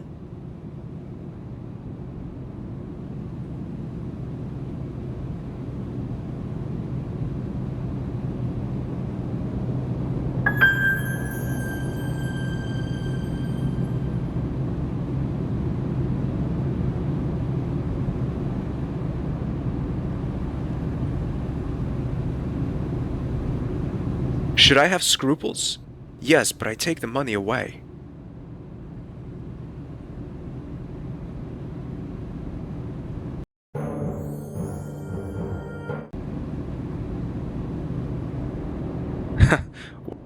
I'll have a closer look at the wallet. Prince Chen Zhang of Zihang and Christophe Bray, 18702. Prince Chen Zhang of Zihang and Christophe Bray, 18702. Let's see what else is in there. This man wanted to kill me so I don't find the boy. But if Bray is on that photograph with the prince, it means that I'm coming too late. The only thing they need now is the seal. Lucky I have it. Thank you, Stobart. Please follow me to the toilet without causing too much of a stir. Okay, but I warn you, I get claustrophobic in small rooms. You have the steel. Destroy it now. What are you talking about? I'm not a Templar. Now come on, I might have had some blows to my head in my life, but please don't expect me to be that stupid. I've seen your member's badge. You obviously think that only the Neo-Templars have spies. So you're saying that you haven't promised your loyalty to the Templars, but you're operating against them instead? You could say that. Then who do you work for? I am employed by the French Secret Service. And what do you want from me, or the Templars? That's a long story. I've got time. You said you were claustrophobic. I am. But usually, only in old Syrian caves, with a single exit and a door mechanism buried in the wall. Wow, I have that too. Anyway, we've been investigating against the Neo-Templars for more than 7 years. The allegations are suspicion of mass murder, forming an illegal cult, as well as drug abuse. But so far we haven't been successful. We couldn't prove anything. The evidence would always vanish before a trial could be set up. That is, until we found out that your friend Nicole Collard was working against the Templars for personal reasons. We established contact with your friend. She told us you had traveled back to the US. Furthermore, she was able to provide us with valuable information about the Templars. We infiltrated her into the Order as an informer, so she could find out more about them. Wait a minute. Nico told me she joined the Templars to free her uncle from the influence. That's true. That was one of the mission objectives. Her uncle was the only contact we had to the Order. But at some point, he broke off all communication. It was helpful for us that it was her uncle. Because of this, she was ready to work for us as a spy. It worked out very well until she got the mission from the Templars to prove her loyalty. She was ordered to kill the foremost enemy of the Templars, the mayor of Paris. So what was in the papers was really true? No, she wasn't prepared to do it. She wanted to escape with her uncle and the evidence, but somehow she was discovered. She had to leave her uncle behind, but she managed to get us some good evidence on them. One piece of evidence she produced was the lead about the time travel. You have been busy to follow. Anyway, your girlfriend recommended we ask for your help in this matter. However, at the time, Miss Collard was already being watched around the clock. So we had to think of something. We made her disappear for a couple of days. What's more, we sent a message to you saying your girlfriend had died. Since the Templars were intercepting her mail, they believe she was dead and called off their observation. Although this may have deceived you as well, Monsieur Stobart, it served its purpose because, thank God, it made you come to us without the Templars noticing. Or at least, they didn't notice right away. When you arrived and the Templars had stopped tracking your friend, we allowed her to return to her old life. Of course, she couldn't tell you anything about our plans, because if the Templars had caught you, which they did, they could have tortured everything out of you. That would have destroyed all our efforts. Where's Nico now? I'll come to that. Nevertheless, we always had an eye on you. We couldn't protect you from being captured, but I was there all the time. For example, in the derailed underground you, Khan, and Miss Collard were in. We bribed the technicians and the train driver to make the train derail in a controlled manner and give you a chance to escape. Hey, we could have died. No, that's not true. The train was going about 14 miles an hour. That is enough to be shaken, certainly, but it's much too slow to cause any serious harm. When our men were trying to get you three out of there, we couldn't find you. Only Khan and Miss Collard were there, and no trace of you. The train wasn't that big, you know. We didn't have much time. Ah. It was a relief when we found out that you had the seal. But why did you want to kill me earlier? I couldn't run the risk of you meeting the boy. Huh? Does Nico know that you wanted to kill me? And why shouldn't I protect the prince from the Templars? I admit that Miss Collard didn't know about our plans to kill you. She wouldn't have agreed. She loves you, you know. We don't want you to reach the prince because he is conspiring with the Templars. He would probably have had you killed after you had given him the seal. I don't understand anything. I was told that the prince's family betrayed the Templars. Why should the prince help his arch-nemesis by killing someone who's trying to fight them? That's true. The Asian nobility betrayed the Templars. But that is the reason why the prince is conspiring with them now. Reconciliation. Only his closest confidants know about it. Even his bodyguards thought the Templars were intending to kill the prince. One of them was on your train. But this meeting won't happen without the seal, will it? Right. But there is some kind of a replacement seal the Templars are looking for now. They don't necessarily need yours. And where's that replacement seal? According to our latest information, it is in China as well. In a city called Wuhan. That's the place where a so-called tourist group is digging for dinosaur bones. The Templars? That's what we think. One thing. Why do you have a picture of the prince? How do you think I know the prince is conspiring with the Templars? I was one of his closest confidants. What are we gonna do now? We'll talk about that in China. You'll meet Miss Collard and Khan there. My colleagues have taken them there. Okay, Redneck. From now on, we'll work together. Take arms! All right, George.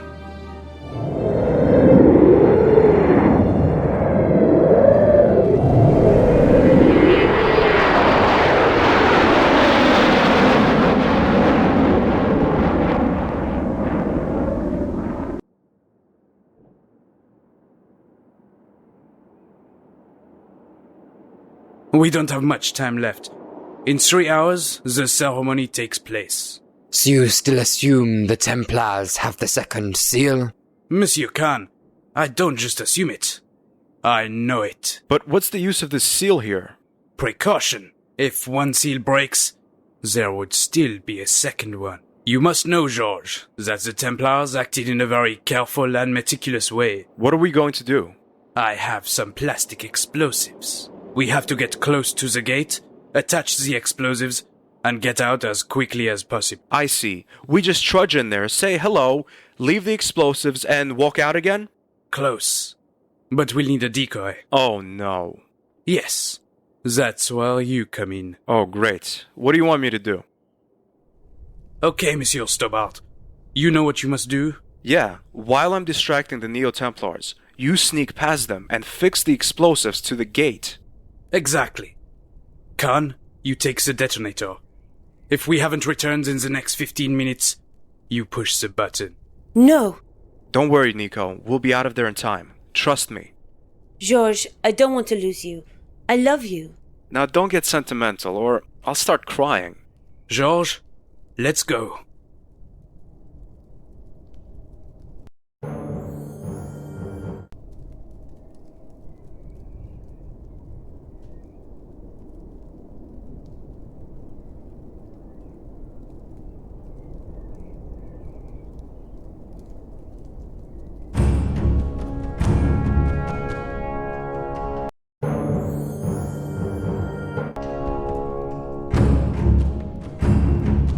I don't know what it is, but something tells me I should pick up this rock.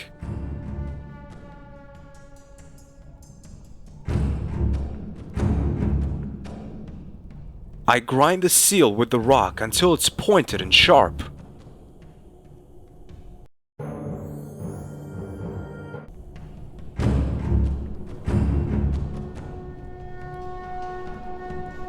We've been expecting you. You miserable traitor! No, George. Better to call me Savior of the World. You'll get us killed! You're insane! What's happened to your cool and superior behavior, Senor Stobart? I tend to get a little nervous when I'm facing people with an extreme form of megalomania. I'd like to have this seal now, Senor Stobart. But you already have it. Don't be a fool. To open the door, I need more than just the one I have. For generations, the Templar possessed only one seal, even though the legend talks about 2 seals. Pardon? Well, I used you for my purposes. When you entered the game, we had the chance to discover the 2nd seal. Unfortunately, you came to the excavation site when I was about to take the Holy Cross. So, what you told me at the wall were lies? Not at all. Everything I told you was true. Apart from the fact that there exist 2 seals, and that both are needed to carry out the ceremony. And why did you feign your own death? We thought we could play around with you a little. Your research has been very enlightening and amusing at the same time, and now you're here. Incredible! And now, George, I'd like to have the 2nd seal.